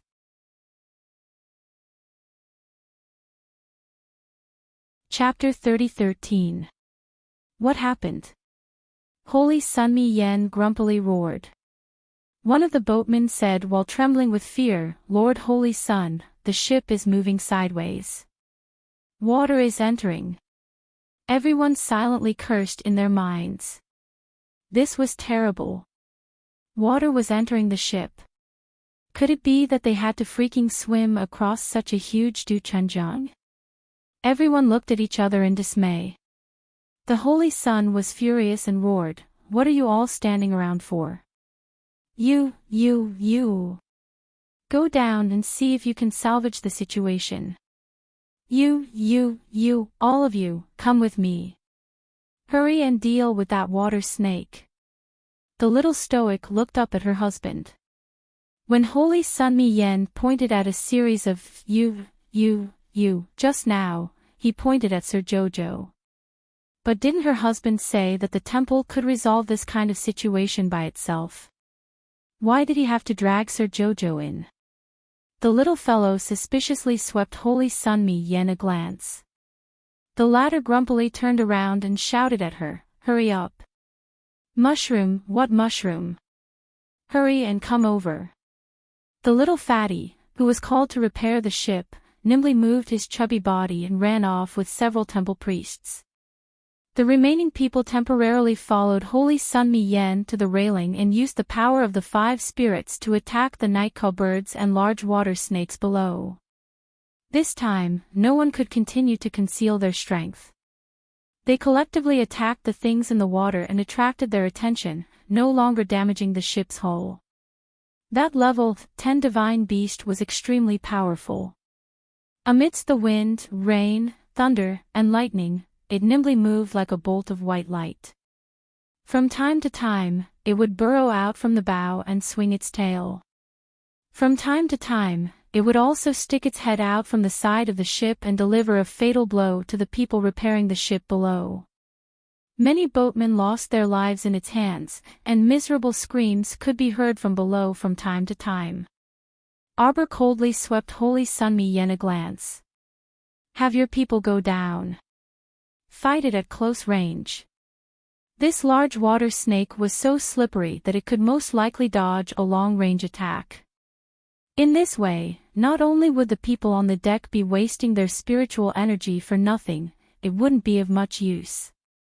At this time, Holy Sunmi Yen was also enraged, and he turned to glance at Mo Lien and Duan Yu. You, and you. Come down with me. Sir Jojo glanced at Holy Sunmi Yen expressionlessly. Following the direction of Holy Sunmi Yan's finger, he moved to the side. Then, Holy Sunmi Yan's finger fell on the face of another person beside him. That person was the black-bearded old man beside Madame Goen. He was a level 5 Divine Realm expert, Mr. Zhao Guichang. Holy Sunmi Yen was slightly dumbfounded. He was clearly pointing at the little stoic just now, but this damn doll actually dodged to the side without any trace of politeness, directly entrusting the mission to that black-bearded elderly man. Zhao Guichang's complexion was also very unsightly. He had already expended a lot of divine energy to resist Chao Mu's divine energy ball just now. On top of that, he had also expended quite a bit of divine energy from attacking the great water snake earlier. If he could avoid going down to face the water snake, it would be best not to go down. Mr. Jojo threw a contemptuous glance at Holy Sunmi Yen as if saying, "Are you all right? I'm still a baby. How could you ask me to do such a dangerous thing?" Holy Sunmi Yen couldn't help but twitch his mouth corners. When he was selecting people, he naturally selected the strongest to go with him. Although this damn doll's realm didn't look like much, it was obvious that she had plenty of good stuff on her.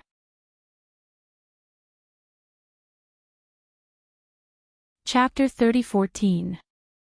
With this little fellow assisting him from the side, his battle prowess would definitely increase by several levels. Duan Yu couldn't resist wanting to laugh. He took out a raven bone fan from his sleeve and leisurely fanned himself. What? Mr. Zhao doesn't dare to go down.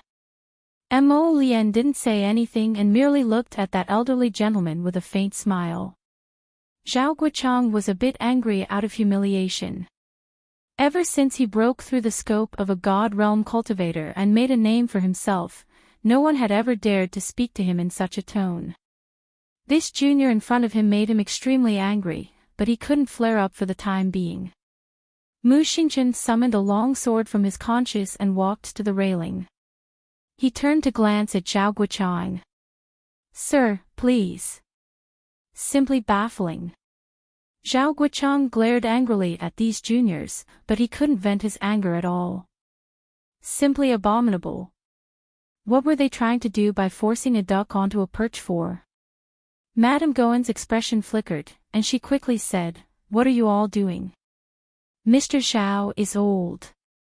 Duan Yu suddenly laughed and shook his head in disdain. "So he's a cowardly bandit. All right then, let's go." Let alone a god realm expert who couldn't bear to hear such words, even a random mystic realm cultivator wouldn't allow someone to crown him with the words, "cowardly bandit." Zhao Guichang couldn't help but be enraged, and he yelled at the top of his lungs, "Go." This meant that he was convinced. Mo Lien glanced at him with a spurious smile. She leisurely removed her black velvet cloak and jumped onto the railing with a whoosh. Zhao Guichang's brain heated up, and he also jumped onto the railing and jumped down first. It was a miserable storm below, and the waves were as high as a 2-story building. As soon as he went down, his whole body was drenched. The night cowbirds cooed, and their eyes flashed with green light as they swarmed towards him. Madame Gohan was very anxious and shouted sternly, "What are you all still standing there for? Quickly go down and help Mr. Zhao." From this, it could be seen that Holy Sun Mi Yen was a kind person. Almost without saying anything, he also jumped down. Qin Xian, Qin Exayan, and Ming Yasi also leaped onto the railing.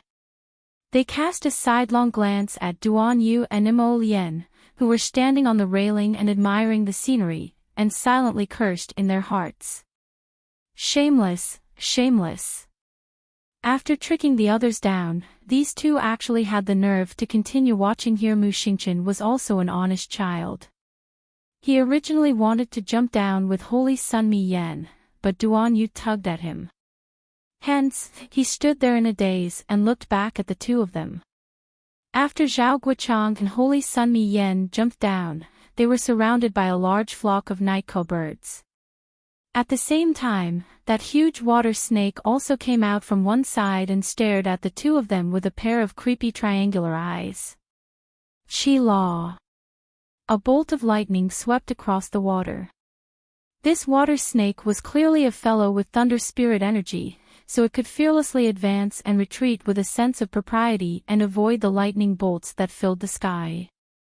Zhao Guochang reinforced 3 layers of defense on his body, and his water spirit struck back, colliding head-on with the oncoming lightning bolt.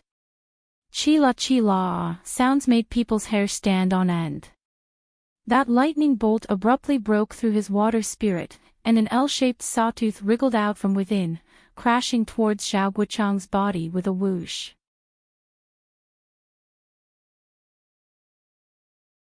Chapter 30:15. At the same time, Prince Mo narrowed his eyes and moved like a rainbow flashing across the moon. Raven Moon was dyed with a speck of pitch-black cold light, and it cleaved a scarlet flame chain towards the water snake Zhao Guochang in front of her. After a loud splash, a scarlet wall of fire rose up from the water and burned fiercely in the night.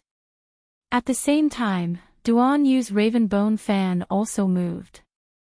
Thousands of cold specks flew out and formed a circular encirclement, abruptly attacking Zhao Guochang's chest. These two people suddenly attacked almost without warning. Following this set of movements, they flew down and rushed behind Zhao Guochang like lightning. Zhao Guochang was shocked almost instantly. He simply couldn't believe that these two people would attack him for no reason under everyone's watchful eyes. However, there was no time for him to ponder. Raven Moon's sword light had already broken through Zhao Guochang's defenses and arrived in front of him. Zhao Guochang's eyes darkened, and he shouted angrily. A scale-like defensive item quickly formed on his chest, and he shouted, "Punk! You want to kill me? You're still too, Chi." A scorching flame attacked Zhao Guochang's chest. He originally thought that this godly armor could absolutely block any attack from these two juniors. Unfortunately, Zhao Guochang truly overestimated himself. Bam! He was sent flying by that fierce flame and retreated several steps. When he looked back in horror, he saw the water snake's sinister head peeking out from behind his head. Its gaping maw sent chills down one's spine. Zhao Guochang's body suddenly shrank, only to hear a "kacha" sound of bones breaking, accompanied by a sharp pain. Zhao Guochang only felt that his left shoulder was almost completely torn off, the pain causing his whole body to tremble. "Mr. Zhao!" Gohan couldn't resist shrieking. Mr. Zhao, this deity realm expert, was her greatest reliance on this trip. Now, Mr. Zhao was beaten half to death by two juniors before they even entered the mystic realm. How could she endure this? Pfft! Mr. Zhao spat out a mouthful of blood from his throat. With a roar, he stretched out his other uninjured arm and used all his strength to support the water snake's ferocious head. The big water snake hissed twice, and its body couldn't help but twist twice, throwing out huge waves. Its pair of triangular eyes coldly stared at Zhao Guochang in front of it. Zhao Guochang was in so much pain that his body trembled slightly. Just as he was about to call for his spirit beast, the thousands of cold lights had already arrived in front of him. Without any delay, they shot into his body. With a series of muffled sounds, Zhao Guochang's body was like a sieve that had been shot through. Small light spots appeared on his body one after another. Then, like a ball that had leaked air, his body began to gasp for air. Holding a long staff, Holy Sun Mi Yen stared blankly at the scene before him. Fuck. There was almost no room for him to react.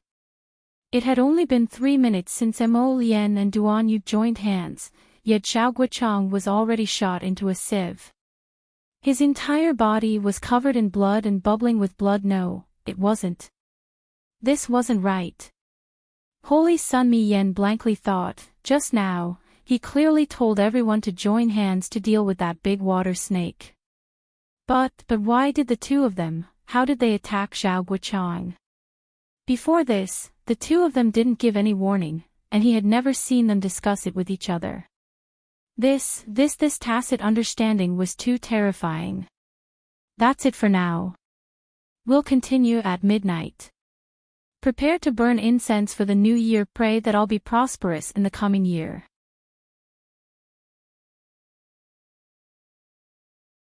Chapter 30:16.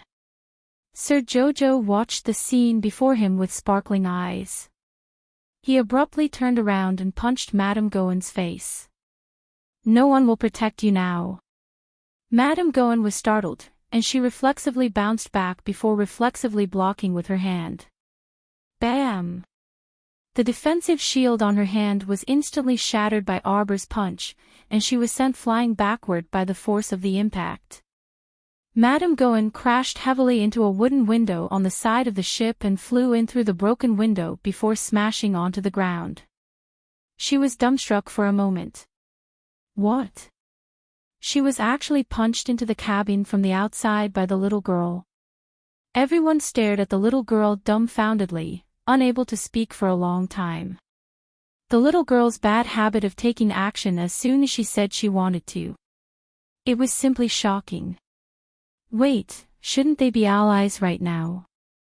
Evidently, in the little girl's eyes, people like Madame Goen couldn't be considered her allies at all. Previously at the Three River Pier, the little girl hadn't been able to find a chance to deal a vicious blow to Madame Goen due to the protection of that deity realm expert, Mr. Zhao. However, this didn't mean that she had forgotten the previous incident. Even Queen Fu Sha, who didn't mind the commotion, couldn't help but shudder. She didn't expect this girl to be so ruthless. Moreover, it had been a while since the incident, yet she was still bent on teaching Madame Goen a lesson. Qiao Mu stomped over and circled into the cabin through the hole in the window. She coldly said, "It's impolite not to reciprocate." Everyone, fuck, it was clearly such a vicious incident. But why did they feel like laughing? It's impolite not to reciprocate. Why did these words sound so familiar? Didn't the little fellow already nag about it when she was teaching Madame Goen a lesson? Could it be that the lesson from the first half wasn't over yet, and it continued until today, and the lesson only ended in the second half? Queen Fu Sha twitched her mouth with an odd expression.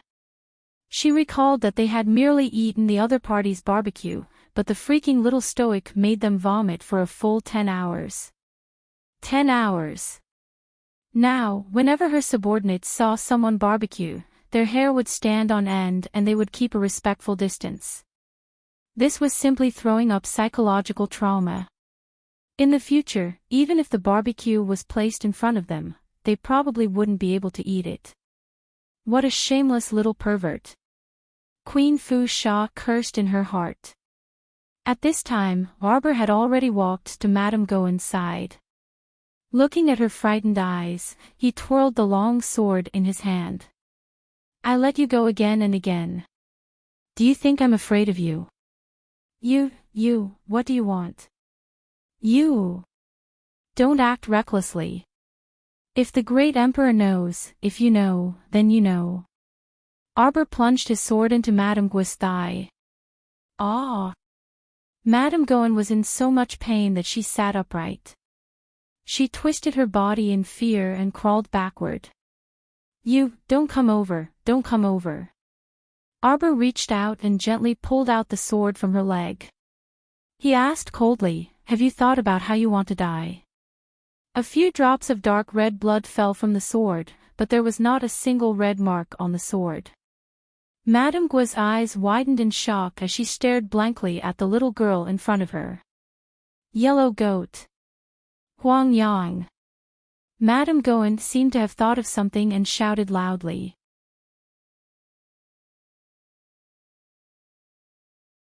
Chapter 30:17. Arbor glanced at her contemptuously. Don't shout. It's useless even if you shout until your throat breaks. The little fellow used her sword to draw 2 lines in front of her chest. I'm afraid that Mr. Zhao of yours is already dead. Now it's your turn. Arbor saw that she had one hand behind her back. She knew that she was up to no good and that she was definitely up to something. Sir Jojo only looked at the woman in front of him expressionlessly. He did not say anything. Duanmu Qing stepped in from outside the hole and hurriedly called out to her. Jojo, is there some trouble? As soon as he finished speaking, he saw Madame Gowan, who was lying on the ground, suddenly straighten her body and roared. Little slut, I'll let you have a taste of my power. Madame Gowan's eyes were filled with vicious anger. She stretched out her hand and waved a handful of powder. Duanmu Qing hurriedly rushed forward. He originally thought that the little girl would be caught off guard and suffer a great loss. Who knew? The little girl was already prepared. She calmly took out a black frying pan from her inner world and slapped it directly on Madame Gowan's face. With a loud bang, Madame Gowan let out a miserable cry and fell backwards. Her big head heavily knocked against the deck of the boat, making a loud thud. The frying pan swatted away most of the powder, leaving only a small portion floating in front of Arbor. However, Sir Jojo was very guarded against this woman. He had already set up several layers of defense around himself without leaving a trace. Therefore, Madame Gowan's little bit of powder was unable to break through her defense and be absorbed into her body. At this time, Duanmu Qing had already arrived in front of Arbor. He anxiously grabbed her arm. Jojo, are you all right? What can happen to me? Sir Jojo said expressionlessly. He used the frying pan to slap Madame Gowan's face again. The one who's not all right is this fellow. Duanmu Qing looked at the little fellow in front of him speechlessly. He coughed lightly and nodded. Looking at this lady's pitiful appearance, it was obvious that she did not get any benefits from Jojo. Madame Gowan suddenly burst into tears. Crown Princess, you can't kill me. The Crown Princess. I am the Crown Prince's aunt. If you kill me, how can you face the Empress in the future? Crown Princess, I know I was wrong. Why don't you spare me this time, Crown Princess? Madame Gowan cried with snot and tears. The scene was a bit funny. Qiao Mu's cold gaze swept over her, and she involuntarily creased her brows when she saw this fellow crying to this extent. She had never seen such a situation before. If this National Security Agency insisted on fighting with her to the end, she would just kill her. But now, he was kneeling on the ground and begging for mercy while crying out loud. It was really a bit of an eyesore. The little fellow pursed his little mouth and forcefully flung his sleeve that was grabbed by Madame Gowan. He expressionlessly turned around and walked towards the deck. Stinking shameless thing. He was already so old, but he was still crying like a baby. In the future, when he saw Sir Jojo, he had to hurry and take a detour. Don't talk nonsense all day. Arbor had just arrived on the deck when she saw the big water snake creating a 3-meter-tall splash of water. It was like a raging wave that came towards her. She did not panic at all. She only glanced at the wave indifferently. Then, she raised her small hand and drew a circle of defensive array glyphs around her. Sleep, come back at 9:30 tomorrow morning.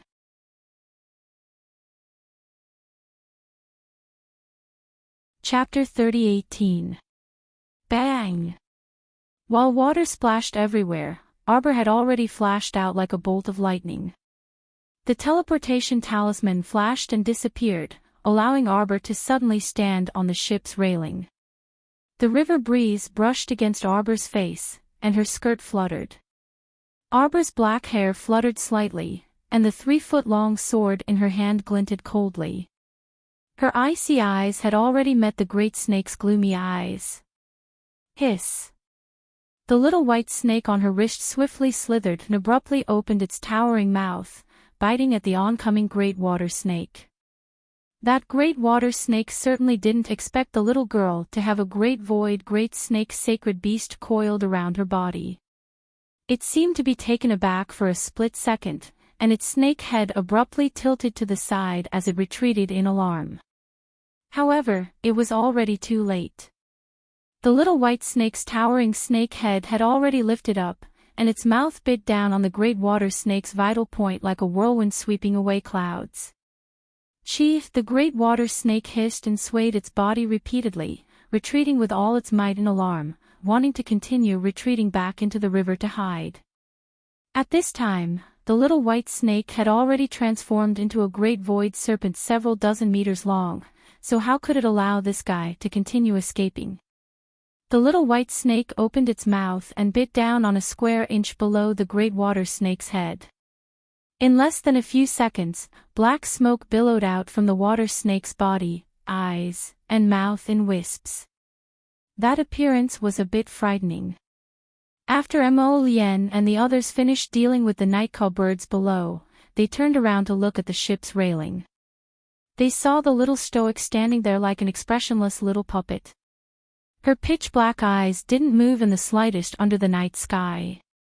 And a great white snake several dozen meters long was loosely coiled around her several times in several coils of its tail. Its abdomen moved as it swallowed the water snake in front of it inch by inch. Holy Sunmi Yen couldn't help but shudder at that terrifying appearance.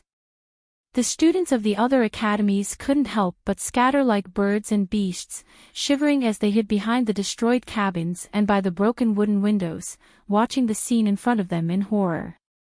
Fuck! What kind of beast was this beside the little stoic? It could actually swallow a level 10 divine beast alive without any hesitation.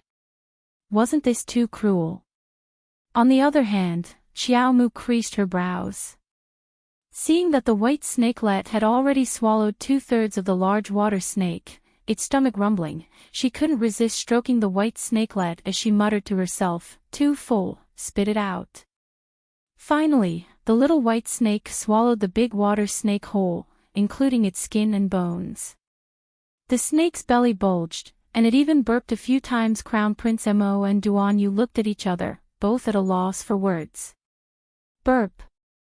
The little white snake suddenly shrank inch by inch, and its body returned to its original slender appearance. However, its abdomen was still bulging, as if it was several months pregnant. Burp. Its pitiful pair of large, watery eyes looked straight at Xiaomu. Arbor couldn't help but knock on its head. I told you to eat too much, but you didn't vomit when I told you to. You got indigestion from being greedy, so who are you blaming? Sir Jojo quickly took out several bottles of digestion pills from her inner world and fed the little white snake one by one. As she fed it, she discovered that the little white snake's head slowly drooped down and curled up in her hand, unmoving. Arbor jumped in fright and quickly poked it with her finger. Ming Ming. Ming Ming. The little fellow was a bit anxious and poked it with her finger again.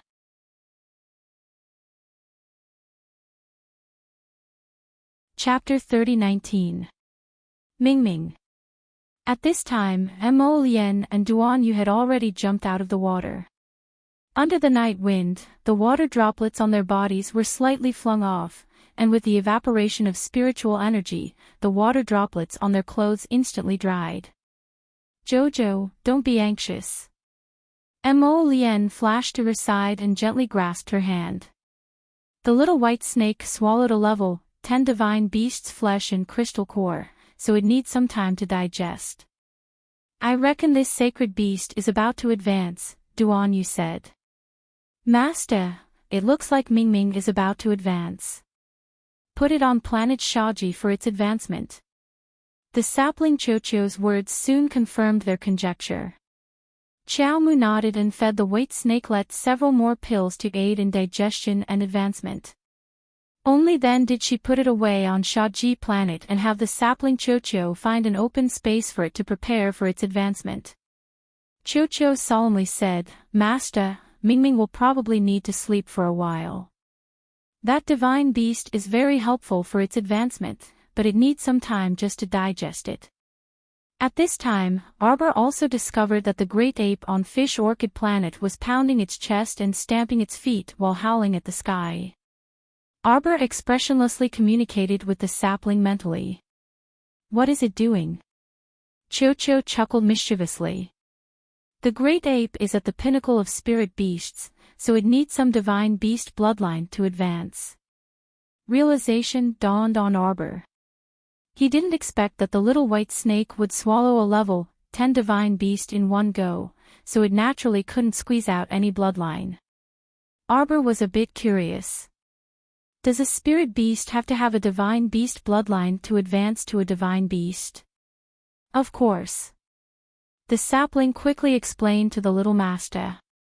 "Master, divine beasts aren't everywhere. Normally, they need a bloodline inheritance. It's even harder to find a sacred beast bloodline. Even if their ancestors have a sacred beast bloodline, not every one of them can become a sacred beast. The probability is still very small. However, if the ancestor does not have such a bloodline, then there is not even such a small probability." Arbor nodded. "Oh, tell it to stop howling. We'll find another one for it later." She had many small beasts that were top-grade spirit beasts by her side. If that was the case, she would have to find a few more divine beasts for them to advance. Master Silver, little white snake has gone to evolve. Do you want to bring Chocho out with you? Your master isn't that weak." The little stoic said expressionlessly. Soon after, she thought for a bit and brought out the blue spirit snake emperor, who was currently frolicking in the 100 Poison Valley on Fish Orchid Planet. The little blue snake was dumbfounded. When it raised its little snake head and saw its little master, it couldn't help but shiver. It shrunk its head like a human and quickly closed its mouth to hide its 2 fangs. Little master couldn't be thinking about snake tooth again, could she? It took so long for it to grow back. Sob, sob, sob. Xiao Mu expressionlessly said, "What are you cowering for? Isn't it just taking 2 drops of your venom every 3 months? It doesn't hurt."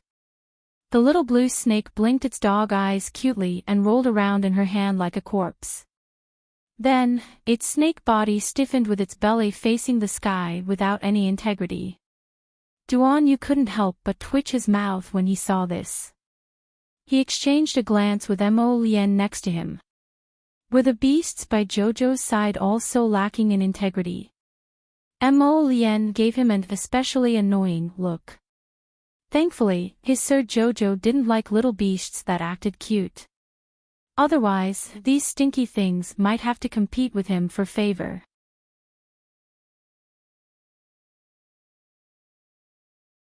Chapter 30-20. Mo Lien was about to pick up the little blue snake and toss it away. The little blue snake seemed to have sensed an unprecedented crisis and hastily coiled itself around Arbor's wrist. It obediently coiled itself into a circle and stopped moving like a corpse. Arbor was amused.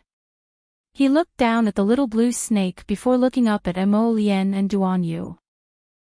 Swish. Thump, thump, thump. A series of urgent sounds came from the bottom of the ship. They soon saw the little fatty's nimble body dashing forward as he shouted, "There are several hundred to 1,000 sword-toothed fish digging into the ship below. I think the bottom of the ship is going to be pierced through very soon." Everyone was grief-stricken when they heard this. It wasn't that they were afraid. If it were any other time, the worst that could happen was that the ship would sink, and they would just fly up into the air. But in this current situation, with such dense thunderclouds hovering above Du Chunjiang, they would dare to hack you to death if you dared to fly up into the air. Who dared to fly up recklessly? That would be asking for a beating. Thump, thump, thump. Thump, thump. The sounds of the ship's bottom being pierced gradually grew louder in the stormy night, causing everyone's nerves to tighten to a critical point in an instant. Holy Sun Mi Yen rushed onto the ship despite the torrential rain and solemnly said to everyone, "Everyone, conserve your spiritual energy and pay attention to your defenses. When we enter the water later, we will need a defensive barrier to support us. Who knows how long we will struggle in the water." On the side, Qi Xianxian rolled up her small sleeves. "Let's fight it out with them. How could a group of spiritual cultivators like them be afraid of several hundred sword-toothed fish? What a joke." Crack. The boatman shrieked in panic, "The bottom of the ship is leaking." Arbor turned to look at them with a frown. This ship employed more than a dozen normal boatmen. If they entered the water, they wouldn't have any chance of survival. The teeth of the sword-toothed fish could chew them into pieces at any moment. Holy Sun Mi Yen hastily said, "Hurry and gather around. Follow behind us. When we fall into the water later, try your best to find wooden planks for cover." Crack. Kacha kacha. Some of the sword-toothed fish jumped up and jumped onto the deck of the boat. Everyone was about to kill them. Arbor suddenly said, "Wait." Akir had long found her an eyesore. Upon hearing this, she sternly shouted, "Wait, what? Don't you see that these sword-toothed fish are about to chew up our treasures? What are you waiting for? Kill him." Akir stepped forward with her sword and cut the sword-toothed fish in half without saying a word. At the same time, a stream of venom spurted out from the belly of the sword-tooth-long fish, flying straight towards her face. At the same time that Akir cried out in alarm, she felt her body being pulled back and involuntarily fell over. ACI quickly pulled her to the back, but a young girl from the Hong Fu Academy standing beside Akir was out of luck. A portion of the splattered venom landed on her face and hands. She screamed in pain and subconsciously covered her face with her hands as she screamed. As if her face was burned by fire, it quickly turned red, swollen, and rotted.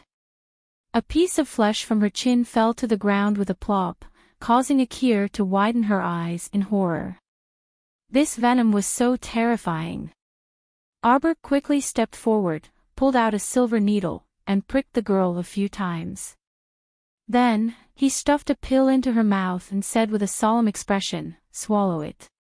The other students from the Hong Family Academy gasped in astonishment.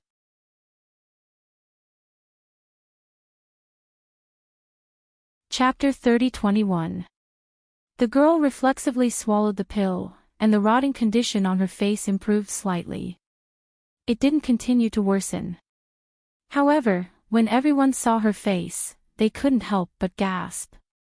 Her face was completely ruined. Not only was her originally delicate and pretty face extremely swollen, but there were also 2 holes in her chin and cheeks that exposed her ghastly white bones. Akir shrunk her neck in fright. She took a step back and hid behind Yas. However, several students from the Hong Academy couldn't resist reprimanding her angrily. "Why are you hiding behind him? If you hadn't recklessly swung your sword to chop the sword-toothed fish just now, how could this have happened? Brainless guy. Jinx. Jinx." Akir was also extremely aggrieved.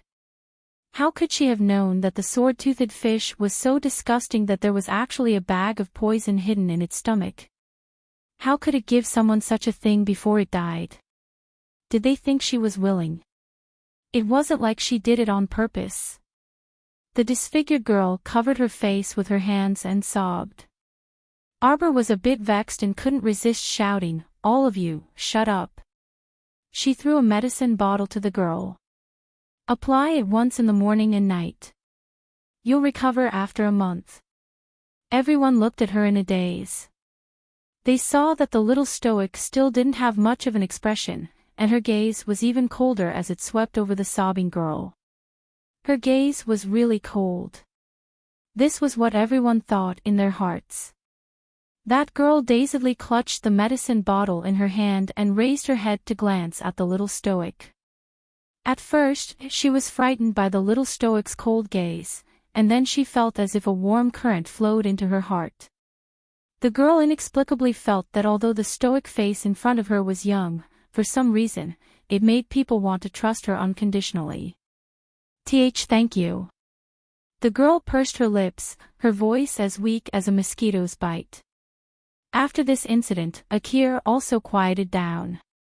She shrunk her neck and hid behind ACI and Ollie without saying anything else. The boatmen shivered as they lay on the ground and said to Holy Sun Mi Yen, "Sir Holy Sun, save us, save us." Not only were the sword-toothed fish's teeth formidable, but the venom in its stomach was even more frightening. They were just ordinary people. If they were bitten by the sword-toothed fish, they would definitely die.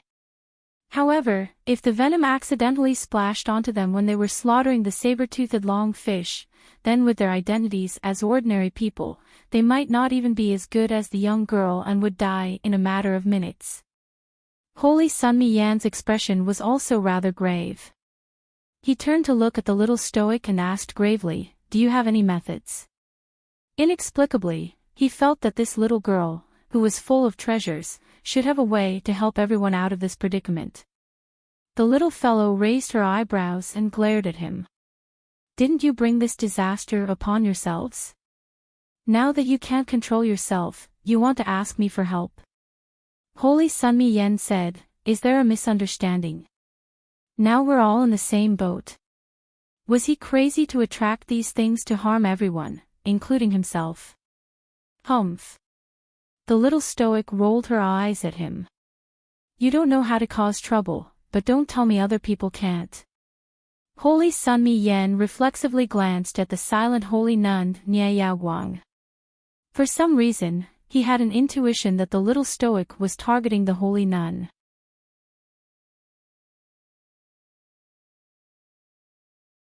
Chapter 30-22.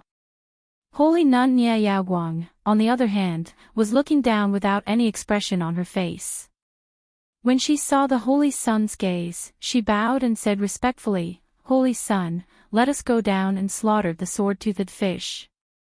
The moment she said that, the few priests of the temple looked at her as if they had eaten a fly. What kind of joke was this? Since she knew that the sword-toothed fish had poison in their stomachs, she still wanted them to go down and die. There were not only hundreds and thousands of sword-toothed fish gathered below, there were probably close to 7 to 8 million of them. As the saying goes, 2 fists are no match for 4 hands, not to mention so many sword-toothed fish. The few priests stared at Holy Nun Nye Yaoguang as if they were looking at a lunatic. Is there something wrong with your brain? Even with so many people going down together, they might not be able to handle so many sword-toothed fish, much less 30 to 40 of them from the temple. The holy nun's expression was calm. With a flip of her hand, she took out an exquisite ball with multicolored light flowing around it. "You all only need to assist me. Once I keep all these sword-toothed fish into this exquisite ball, there will naturally be no danger left." Whoa, the exquisite ball in the holy nun's hand is a storage spiritual artifact.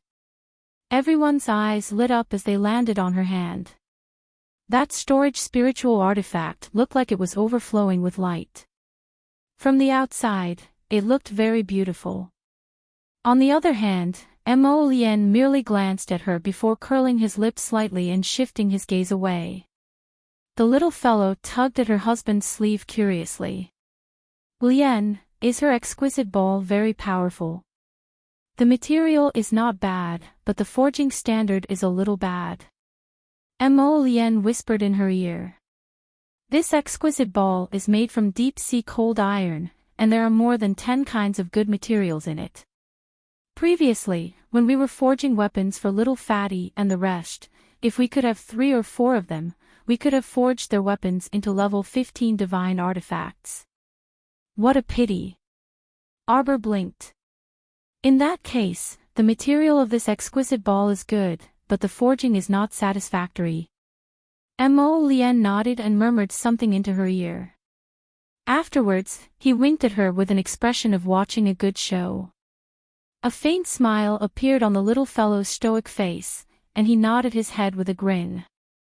Seeing that Nya Yaoguang was so confident, Holy Sun Mi Yen nodded and said, "Since that's the case, everyone in the Divine Palace will follow me down.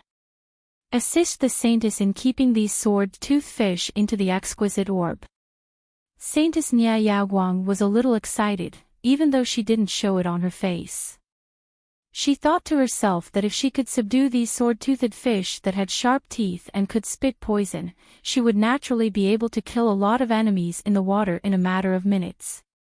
She subconsciously glanced at Arbor, then turned around and led the Holy Sun and the others to the bottom of the cabin. Duan Yu glanced at Mo Lien and thought, the Saintess, this fool, is probably going to run out of luck. At this time, Madame Goen had already shakily crawled over with one leg. That robust man, Huang Yang, hurried to her side and quickly reached out to support her. He whispered, "Madam, I was held back by someone just now." Madame Goen quickly waved her hand at him, indicating for him to stop talking. She warily glanced at Mo Lien and Arbor, who were standing at the side of the ship, and shuddered all over. "Tomorrow at 6 p.m., don't wait for me."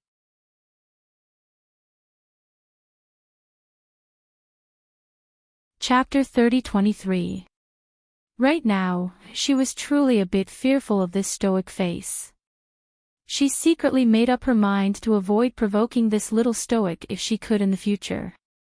After suffering so many losses at her hands, Goengua had learned her lesson. She was the dignified Madam of Goengua. If she could avoid provoking this couple, she would naturally be able to live a good life with a handsome man. However, she had a bit of a screw loose previously and just had to target this stoic face. The stoic face wasn't an easy bone to chew. Just based on her cold and stern appearance just now, even the Emperor couldn't be provoked. If she hadn't wailed loudly in the end and knelt on the ground to beg for mercy, perhaps she really would have been killed by this stoic face. Madame of Goengua believed that in the end, the little stoic didn't stop killing her because she was soft-hearted. Why didn't she kill her? Because a coward like Madame of Goengua wasn't worth it for her to make a move. For some reason, Madame of Goengua had such a clear thought in her mind. She shuddered and supported the robust man, Huang Yang, by the arm. She whispered to him, "How is Mr. Zhao?" Huang Yang weakly shook his head at her. The shock in his heart hadn't passed yet. Prince Mo really didn't give Madame of Goengua any face and killed Mr. Zhao with a single blow. The Crown Prince was warning Madame of Goengua that if she continued, her outcome wouldn't be any better than Mr. Zhao's. Mr. Zhao truly had 8 lifetimes worth of bad luck. Just because he wanted to protect Madame of Goengua, the couple viewed him as a thorn in their flesh. Although Huang Yang felt that the Crown Prince and Crown Princess were ruthless in their methods, he had nothing to say in response. After all, the two sides had different standpoints, so their opponents were naturally different as well. If Madame seized this rare opportunity, it was hard to guarantee that she wouldn't be so ruthless towards the Crown Princess. Although the Crown Prince and Crown Princess were ruthless, they merely struck first to gain the upper hand. Winner takes all. Wasn't Madame admitting defeat now out of fear of being beaten? Huang Yang sighed and helped the limping Madame of Goengua to sit down on the side. He warned, "Madame, I'll help you bandage your wound first. When it enters the water later, this blood might attract ferocious beasts in the water. Madame Gowan nodded listlessly and didn't say anything. She just let the gazelle do whatever it wanted. The little stoic reached out to stroke the strands of hair that floated in front of her forehead and absent-mindedly turned her head to glance at the Madam of the Ministry of State Security. Like a startled little beast, Gowan sat up straight and shrunk back to the railing. Arbor looked at her coldly and then retracted his gaze. Madame Gowan only felt a bone-chilling coldness. She touched her forehead and found that it was full of cold sweat. She was so frightened by this glance that she almost peed. Everyone on the ship was anxious and restless. A few students from the academy could not help but lower their heads to look into the water. From their point of view, they could only see the five-colored light of the exquisite ball faintly flickering. It seemed that the Saintess was currently absorbing the saber-toothed fish. It would be much better if I could take away all the sword-fang fish. Even if they entered the water, they would not have to face the siege of thousands of sword-fang fishes. The little stoic reached out to hold the railing and looked down. She then blinked and shrunk into her husband's arms. "They're here." Boom! A huge tremor stole up from the bottom of the ship.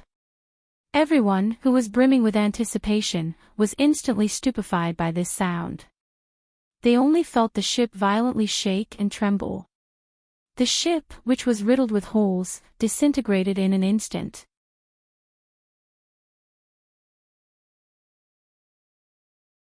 Chapter 30-24.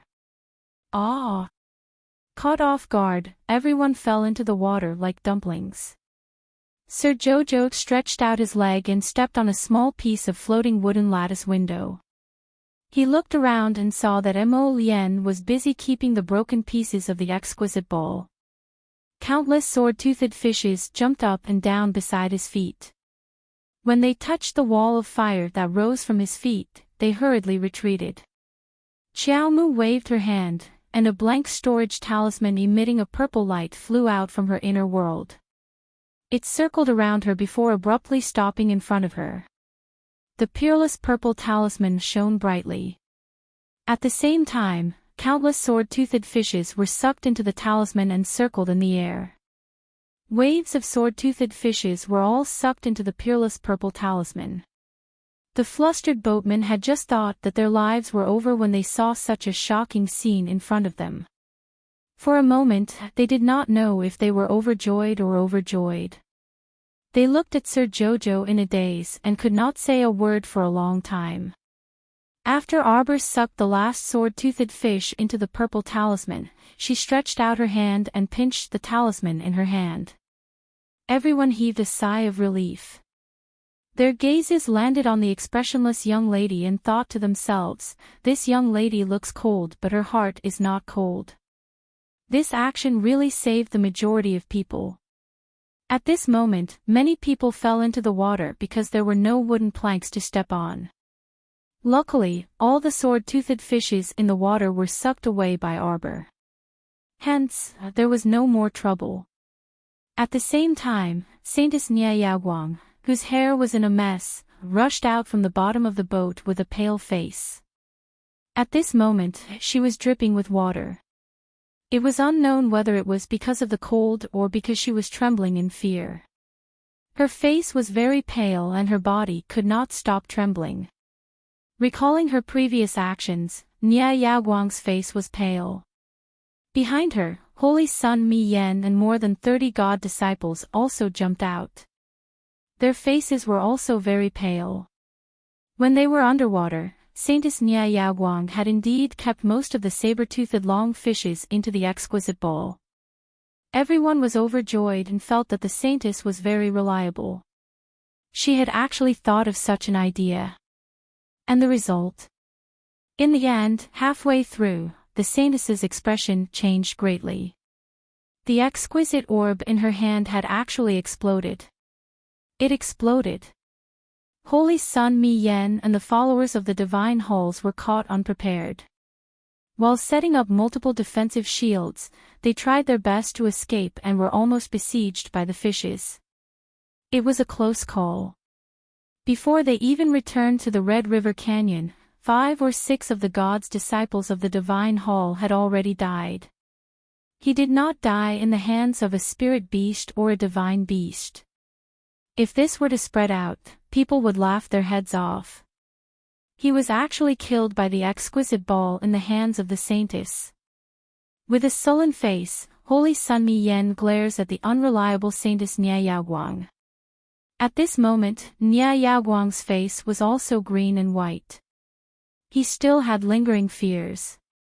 She was about to open her mouth to defend herself when she saw the little girl with a stoic face use a storage talisman with a purple glow to keep all the saber-toothed long fishes. What are you doing? Nia Yaoguang shouted angrily. Heavens, these little things that she had taken a fancy to were all taken away by that stoic-faced girl in one go. The saintess simply wanted to beat her chest and stamp her feet. These were the things that she had taken a fancy to first. The saintess's expression became more and more unsightly. One moment, it was white and the next, it was black.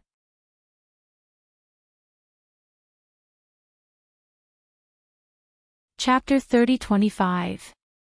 Arbor swept her a glance and looked at Nia Yaoguang like she was looking at an idiot. Was this person an idiot? Didn't she see that she had harvested several batches of fish from Dukhan River? The holy nun was so angry that she wanted to pull out her hair. She blurted out hysterically, "This sword fang fish is what I want." Ever since she met the little stoic, the holy nun was actually gnashing her teeth in hatred. However, she had been restraining herself and didn't flare up. She also tried her best to maintain a calm attitude and turned a blind eye to the little stoic. But now she couldn't tolerate this. Why did this damn stoic face want to snatch everything? She even wanted to poke her nose into these sword fang fish that she had her eyes on. Arbor looked at the holy nun with pity. She just knew this person was an idiot. Otherwise, how could she ask such a stupid question? Your family's fish. Xiao Mu gazed at her indifferently. The holy nun choked. This naturally couldn't be her fish. It was just that she had her eyes on it since it's ownerless. What are you yelling about? You want it. Just because you want it, it must be yours. If she wasn't an idiot, then what was she? The holy nun naturally wasn't in a good mood when the little girl looked at her like she was an idiot. She took a deep breath. Crown Princess, then what do you think if I buy 10 sword fang fish from you? She would most likely die from anger if she spoke to this stoic face. The holy nun felt that rather than continuing to pester this stoic face endlessly, she might as well strike a deal with her. She was determined to obtain this sword fang fish. She had to obtain it. Arbor gazed deeply at the holy nun and said meaningfully, "The holy nun is so impatient to obtain this sword fang fish because you want to nurture it into a mutated sword fang corpse fish, right?" The holy nun's face clearly stiffened, but it was only for a moment. Nia Yaoguang quickly returned to her senses and said faintly, "I don't know what the crown princess is talking about. You want this sword fang fish only because its teeth are hard and it carries poison inside its body. If you can cultivate these little things and breed them in large batches, you will be in charge of everything in the water in the future." The saintess looked angry and could not help but say, "Crown Princess, I am talking to you about serious matters. Must you speak to me in such a tone? Not for sale." With a hook of her finger, Xiao Mu took out a sword fang fish with a protruding belly that was thrashing about in her hand from her storage talisman. She gazed apathetically at the saintly nun before her. Doesn't saintly nun think that this chubby little thing is quite interesting? Interesting. Interesting your sister. The saintess was so angry that her stomach was about to explode. Her pair of black eyes stared fixedly at Arbor. Her eyes were filled with a dark light. Such interesting little fellows. I can't let you harm them. Whoosh. The saintess released a white light from her hand. The crescent-shaped blade made a circle in the air and slashed toward Arbor's neck. Holy Nunmi Yen was shocked and immediately shouted, "What are you doing?" Arbor looked at her expressionlessly with a trace of coldness in her eyes. She stretched out her hand and grabbed the curved blade in front of her with one hand. Clang! A crisp sound rang out. The little girl's hand was as hard as jade. She grabbed the curved blade that the saintess released and clasped it tightly in her hand. "Let go." Nia Yaoguang was so angry that his face turned black. He clenched his fists and gritted his teeth. This is intolerable.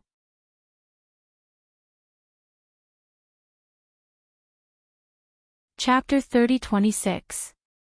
Under the command of her spiritual conscience, that scimitar moved at will and continuously twisted in Arbor's hand, trying its best to break free. However, how could Arbor give it this chance? She gazed icily at that saintess Nia Yaoguang, and the words she spat out were extremely icy and merciless. "You are looking for death." Everyone who drew their swords against her wouldn't have a good ending. At this time, the little girl's toes were on a half-broken window frame, and she was floating on the river. Her plain-colored robes were gently fluttering in the river breeze. Her appearance was like an ice sculpture, cold and merciless. Madame Goen shuddered slightly. She still remembered that she had previously courted death like this, throwing a spiritual weapon at the little girl in a futile attempt to kill her, but in the end the unlucky one was herself. This saintess of the temple probably wouldn't have it easy either. Bang! The scimitar in the little stoic's hand didn't seem to be able to withstand that enormous force. Not only did it bend, but it also made a cracking sound in the little girl's hand. Crack! Ah! The saintess instantly felt an unbearable pain in her conscience. She reflexively fell backwards and missed a step, falling into the water with a splash. Holy Sunmi Yen was taken aback. He quickly flew up and raised his hand to pull the saintess out of the water. Her complexion was pale, and her eyes were tightly shut, as if she was heavily injured. Holy Sunmi Yen checked her breathing, and his gaze relaxed slightly. Fortunately, she was still breathing.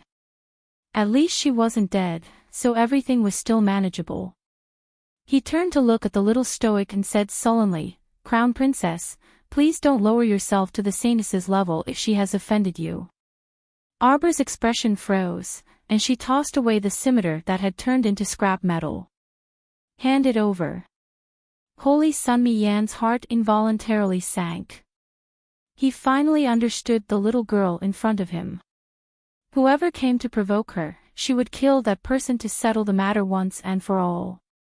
It had to be said that this kind of mentality was extremely troublesome. Such a lousy temperament was definitely spoiled by someone. Although this saintess was courting death, since she was a member of the temple, Holy Sunmi Yen felt that he had the responsibility to protect her safety. Naturally, he couldn't watch as the little girl slapped Saintess Nia Yaoguang to death. If she killed the saintess just like that, not only would he, Holy Sunmi Yen, lose all face, but would the Sun Moon Temple still have any face left? Holy Sunmi Yen took a deep breath and felt that he needed to have a good talk with the little girl. Although he wasn't very confident in his heart, after all, he truly understood this little stoic's temperament thoroughly after interacting with her during this period of time. This little girl was definitely not someone who was easy to talk to. Just look at the previous madam of the National Security Agency. It had been a while, but she still wanted to get rid of her. The main thing was that she had many accomplices, so it was not good to provoke her. Thinking of this, Holy Sunmi Yan's face darkened. He wished he could shake the saintess awake and slap her. "You fucking caused so much trouble, yet you still want me to clean up your mess. You're simply too hateful." Holy Sunmi Yen was currently scheming on how to plead with the little stoic to stop causing trouble for the saintess. However, he didn't know that the eyelids of the saintess he was supporting in front of him twitched slightly, and the finger resting on her side also flicked lightly. Stoic, cough, Crown Princess. Holy Sun Mi Yen had just called out to her when he saw an attack talisman flying at him.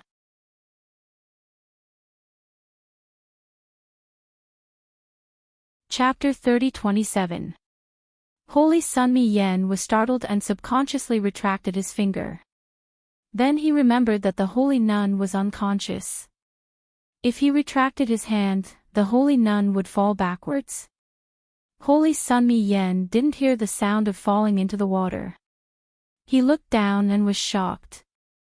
He saw that the holy nun, Nya Yaoguang, had already woken up. She was staring at Arbor with a pair of scarlet eyes. She suddenly pounced towards Arbor like a hungry tiger pouncing on its prey. Holy Sun Mi Yen couldn't stop her in time. Because the two of them were originally standing on a log, the holy nun suddenly jumped away, causing the log to lose its center of gravity and sink into the water. Holy Sun Mi Yen almost reflexively leaped into the air. At the same time, the lightning above his head seemed to have found the target of punishment and fiercely struck down on his head. Crack! A bright light flashed in the dark night. Holy Sun Mi Yen was caught off guard and was hit by the power of the lightning. He fell into the river with a splash. The sudden sound of thunder made many people jump up in fright. At the same time, several students of the Hong Academy also jumped up about 10 feet. This was great. The lightning was like an exploding pot, crackling as it gathered and attacked the person's body. Everyone was like grasshoppers, jumping back and forth on the floating objects on the river surface. Meanwhile, on the other side, the saintess had already jumped in front of Qiao Mu with a plop. She stared at her coldly with a pair of glowing red eyes as she crouched down on a piece of driftwood.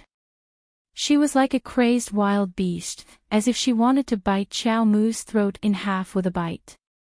Qiao Qiao.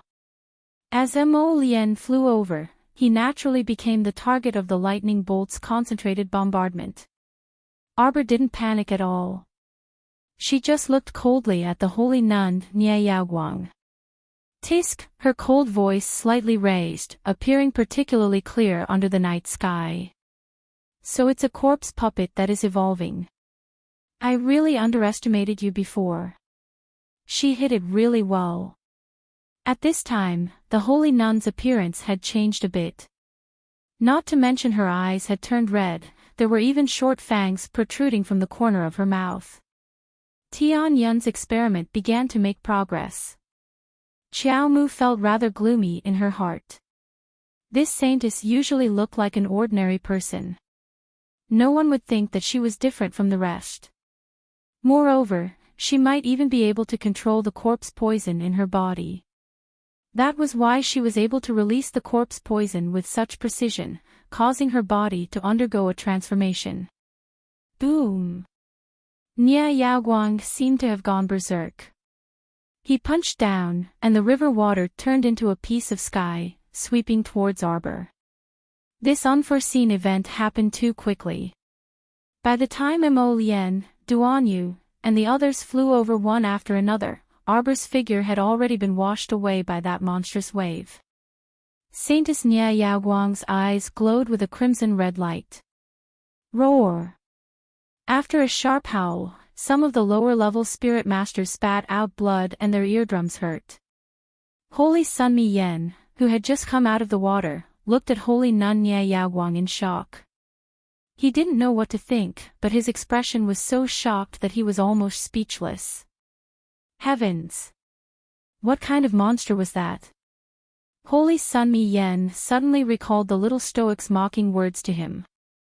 Weren't these nightcall birds summoned by your temple? Impossible. How was that possible? How could their temple of light, their sacred temple of light, be corrupted by this kind of dark and evil creature?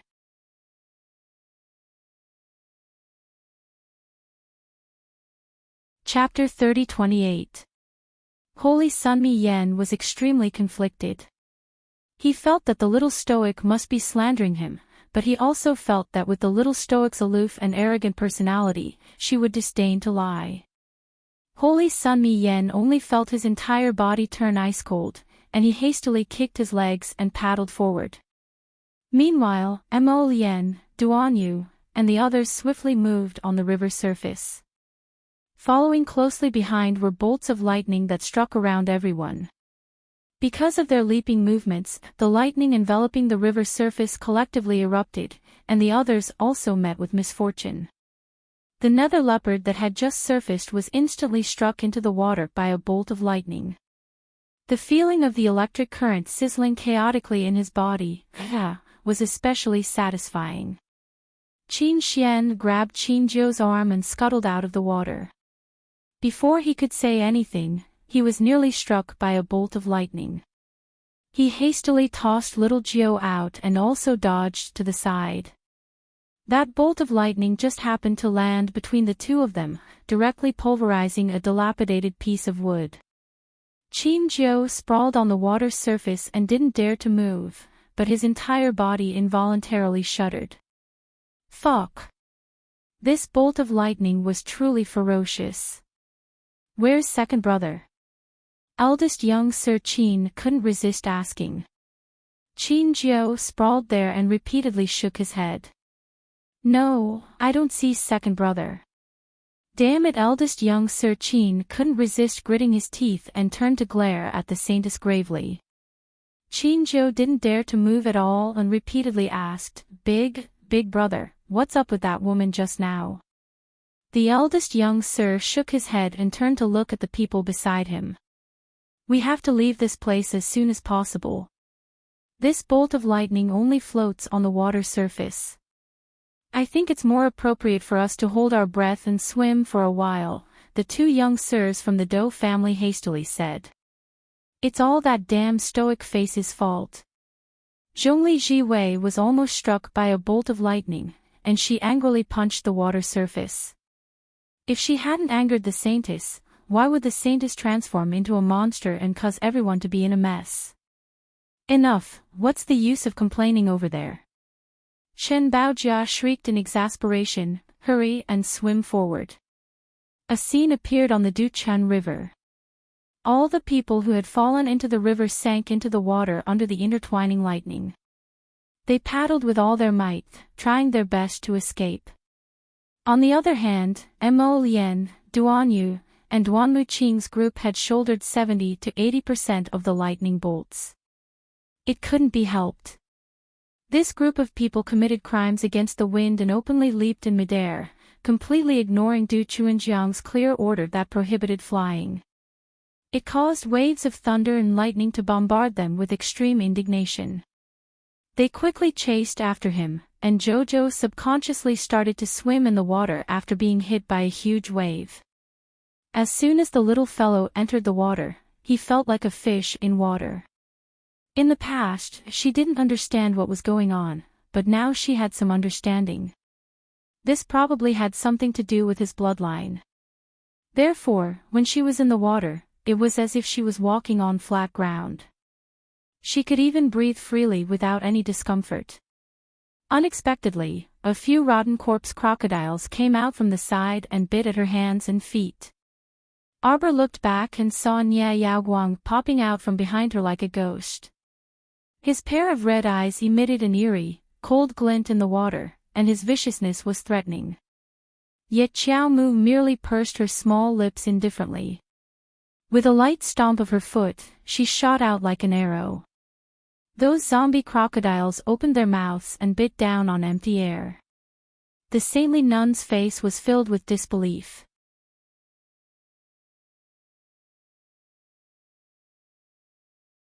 Chapter 30-29. Arbor was actually able to escape from the mouths of several corpse crocodiles. She was actually able to move so quickly in the water. Wasn't that strange? Saintess Nia Yaoguang's eyes flashed with a hint of disbelief as she quickly paddled forward. At the same time, she commanded even more corpse crocodiles to chase after Arbor. After Arbor entered the water, the more she swam, the more she found the feeling. Her small arms moved in the water as if she was walking. She stepped on the water and floated further and further away. She couldn't help but mutter in her heart, this saintess is definitely a person with a twisted mind. Her exquisite orb was not broken by Lord Jojo, so was there a need to chase after her to kill her out of humiliation? Previously, her lotus had said that the exquisite ball was made of the best materials, but the method used to make it was inferior and couldn't hold too many things. It was absolutely impossible for the saintess to try and take in so many ferocious sword-toothed fish. The exquisite ball's self-destruction was inevitable, so her lotus was prepared to pick up the scraps of materials from the very beginning. The saintess was confused by the explosion of the exquisite ball and couldn't find a way to vent her anger. She actually looked for Master Jojo to vent her anger for no reason. She was simply crazy. Arbor kicked her legs and slid far away. She kept paddling forward. In the vast Du Chenjiang, to be honest, she also didn't know where she was going. Logically speaking, she should be heading towards the Red River Canyon. However, Master Jojo said that it was dark and there was water everywhere. He really couldn't tell where she was. At this time, the saintess who had chased after Arbor for a long time but still couldn't catch up to her, the blood-red light in her eyes slowly receded and she seemed to have returned to her normal state. She punched the water and kicked the water. With a splash, she rushed to the surface of the water. She coughed twice and spat out the cold river water in her mouth. A pair of pitch-black pupils flashed with a cold light as she stared at Arbor's departing figure. There was definitely something strange about this woman. Otherwise, how could she enter the water so quickly? Even when she activated her special bloodline, she still couldn't deal with her. Nia Yaoguang hammered the river water twice with great force. His face was filled with anger as he let out an angry roar towards the sky. After swimming for a while, Sir Jojo looked back and saw that Nia Yaoguang had stopped chasing after him. He couldn't help but feel a little strange. The corpse crocodiles were still chasing after her relentlessly. Sir Jojo was a little annoyed, so he simply turned around and ran back. He released a few icicles from his palms and stabbed them into the heads of 2 corpse crocodiles. When the other corpse crocodiles saw that the situation was not right, they actually wanted to scatter and escape in all directions in a very human-like manner. How could Arbor allow them to escape? He immediately erected walls of water in all directions, and ran through them without any hindrance. Dozens of icicles were cast down, and the remaining corpse crocodiles were dealt with as well. After the corpses were burned to ashes, Arbor collected the crystal cores in the heads of 2 corpse crocodiles and looked around blankly. So annoying. There was water everywhere. Was she going to soak in the water for the whole night? Forget it, she should return to Paradise Planet first and let Sapling contact Mo Lien and the others. With a thought, Arbor was about to enter Paradise Planet when she suddenly realized that she had lost contact with Chio Chio. The little fellow's face immediately became gloomy, and it was so gloomy that it swam back and forth in the water. Could it be that this Du Chenjiang not only forbade flying, but also forbade spirit?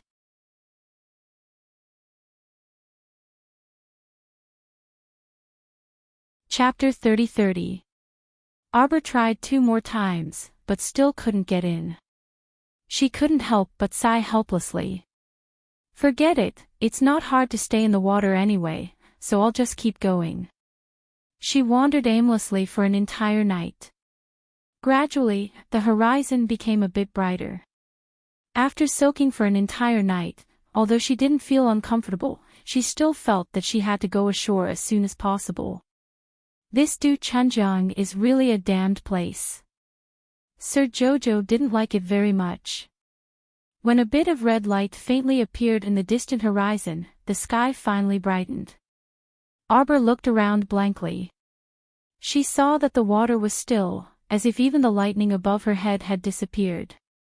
But she was surrounded by the river, and she was a little girl who didn't know where to go, so she could only continue forward with a confused expression. She swayed in the water and walked for about an hour before she finally saw a fishing boat on the river. The old man rowing the boat looked to be in his early 60s, and he slowly came over with a bamboo pole. There was also a young girl sitting at the bow of the boat. She looked to be about 18 or 19 years old, and her hair was combed into a big shiny braid. She was singing a folk song at the top of her lungs. Arbor's pitch-black eyes narrowed. She then raised her small hand above her head and waved at the old man. "Grandpa, there's someone over there." The young girl sitting at the bow of the boat suddenly cried out, unable to hide the surprise in her eyes. The boatman hurriedly rowed the boat over and handed the bamboo pole to Arbor. Arbor stretched out her foot and lightly tapped the pole. With a flip of her body, she easily landed on the boat. At the same time, the blue spiritual cleansing fire slightly evaporated her body, and her clothes instantly became dry. The young girl couldn't help but clap her hands and cheer. "Miss, you're really skilled." Arbor nodded slightly at her, and cupped her hands at the boatman. "Old man, many thanks." The old boatman was a loyal and honest person. When he heard this, he hurriedly blushed and waved his hands. "Miss, where are you going? Why did you fall into the water at Duchenjiang?" "Yesterday, there was thunder on Duchenjiang all night." "Could it be related to this girl?" "I'm going to the Red River Canyon." "Ah, that's perfect. Our little village is the only way to go to the Red River Canyon. Why don't you follow us back to the village before heading to the canyon?"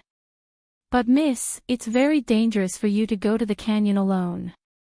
That big braided girl was very talkative as she chattered, but looking at the girl's skills, I reckon it won't be difficult for you to cross the canyon.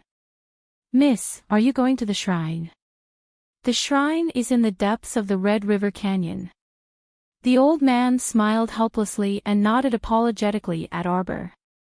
He then scolded his granddaughter, "Nyo-Nyo, you asked so many questions at once that I don't know how to answer." The big braided girl called Nyo-Nyo naughtily stuck out her tongue and said, "Miss, you don't look very old." "I'm 19, what about you?" 16. "Ha, then I'll call you little sister." Nyo-Nyo giggled as if they were close friends. "All right." Arbor nodded. He didn't care too much about the title. She had some doubts in her heart and couldn't help but ask, "Old man, is this not the center of the river?" She remembered that their boat was destroyed halfway. It was reasonable to say that she drifted for an entire night and didn't know the direction, so she shouldn't be able to travel too far. But this pair of grandfather and granddaughter were only ordinary people, so they shouldn't be able to travel too far.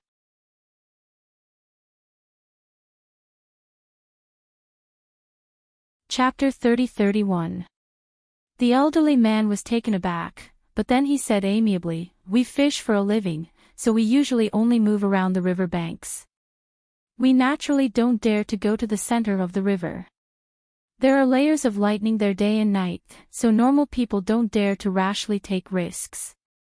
Arbor couldn't help but be dazed. She asked softly, "Then, how far is this place from your little village?" Nyo-Nyo laughed heartily. "Just an hour by water. We'll arrive very quickly." "Then how far is this place from the center of the river?" "Those treasured ships used by immortals take more than half a day to sail. Small boats like ours might not even arrive in 2 days." Nyo-Nyo continued, "It's very far, at least 500 kilometers." Arbor couldn't help but be dumbstruck, unable to react for a long time. In that case, she had foolishly drifted more than 500 kilometers in the water in a single night.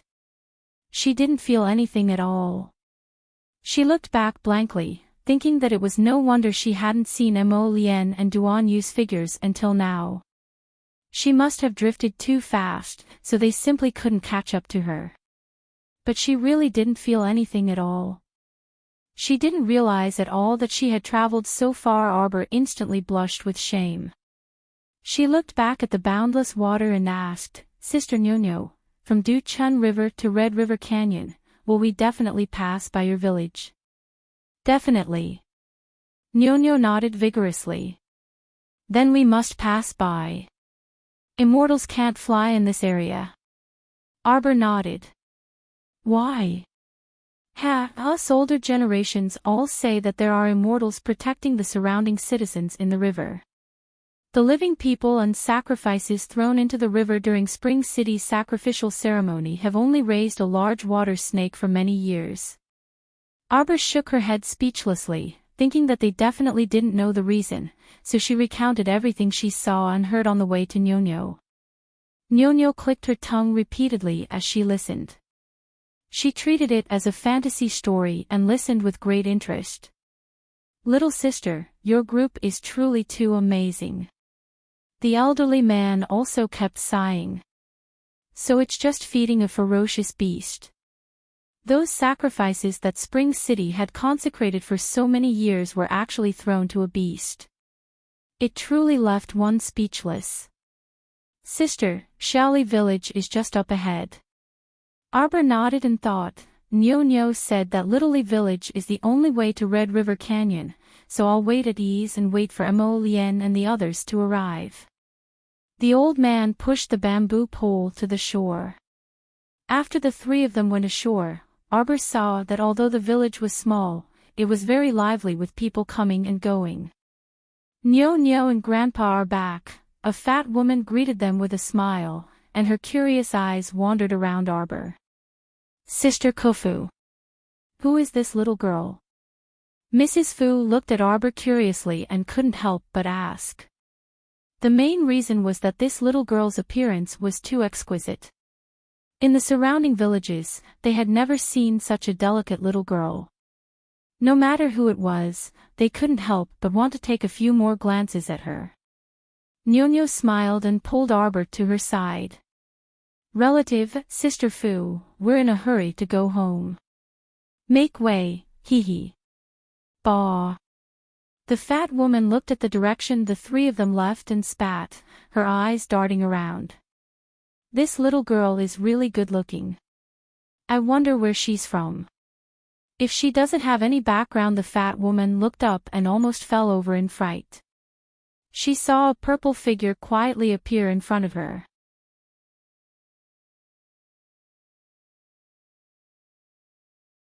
Chapter 30-32. The fat woman's eyes almost popped out of their sockets. The Langjun in front of her had long eyebrows, and a hint of emerald green was faintly discernible in his black pupils. His robes fluttered in the wind, and he was elegant and graceful. The light in his hand disappeared, and the woman stared blankly as he stored a boat that could accommodate more than 30 people into a talisman. She couldn't help but be shocked, and she took a few steps back. When she finally reacted, the woman hurriedly prostrated herself on the ground and repeatedly kowtowed. Immortal, please spare my life. Immortal, please spare my life. The purple-clothed man looked at her indifferently. The light in his hand expanded, and a faint shadow of a small person wearing a crimson bridal dress and a phoenix coronet slowly paced on his palm. Although the light was extremely faint, the facial features were very detailed, allowing people to see it very clearly. The woman couldn't help but tremble. Her mind seemed to explode, and she couldn't help but tremble all over. Wasn't this the little girl with a delicate and cold face that she saw just now?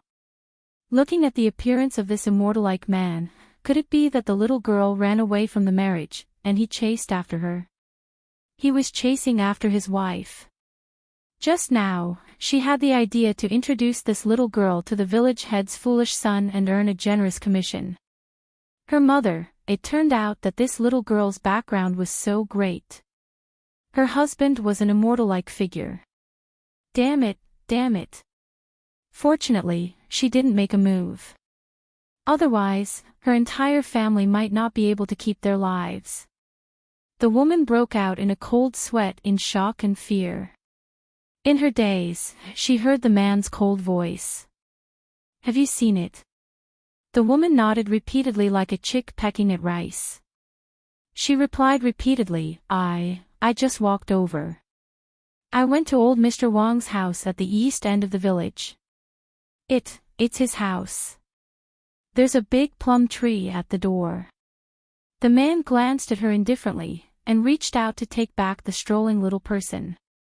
A cold breath brushed past the woman's face, and in an instant, he was far away. The woman fell on her butt and sat on the ground. She repeatedly wiped the cold sweat on her head, and then subconsciously touched her neck. Fortunately, she didn't continue to court death. Why did she feel that her neck was sticky? The fat woman wanted to look down, but her head suddenly fell from her neck. She didn't see anything as her body fell straight to the side of the river. Perhaps even in death, he still couldn't figure out how he had been killed. Ñoño and the old man slaughtered 2 fish, steaming one and braising the other. Only then did they finish their work. The 3 of them sat around the small square table. The door to the courtyard was kicked open. Arbor frowned.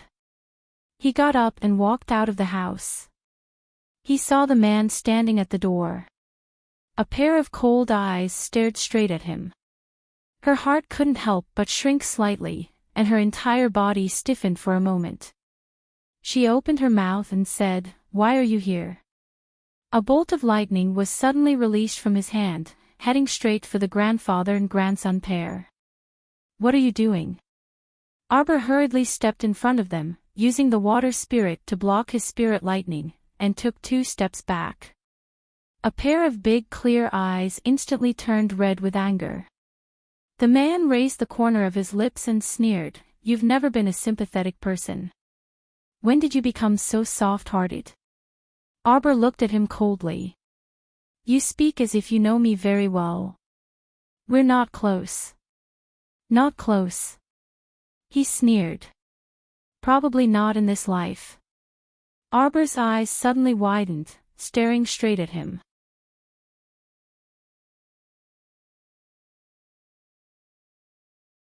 Chapter 30-33. At that moment, the little girl had the urge to run away.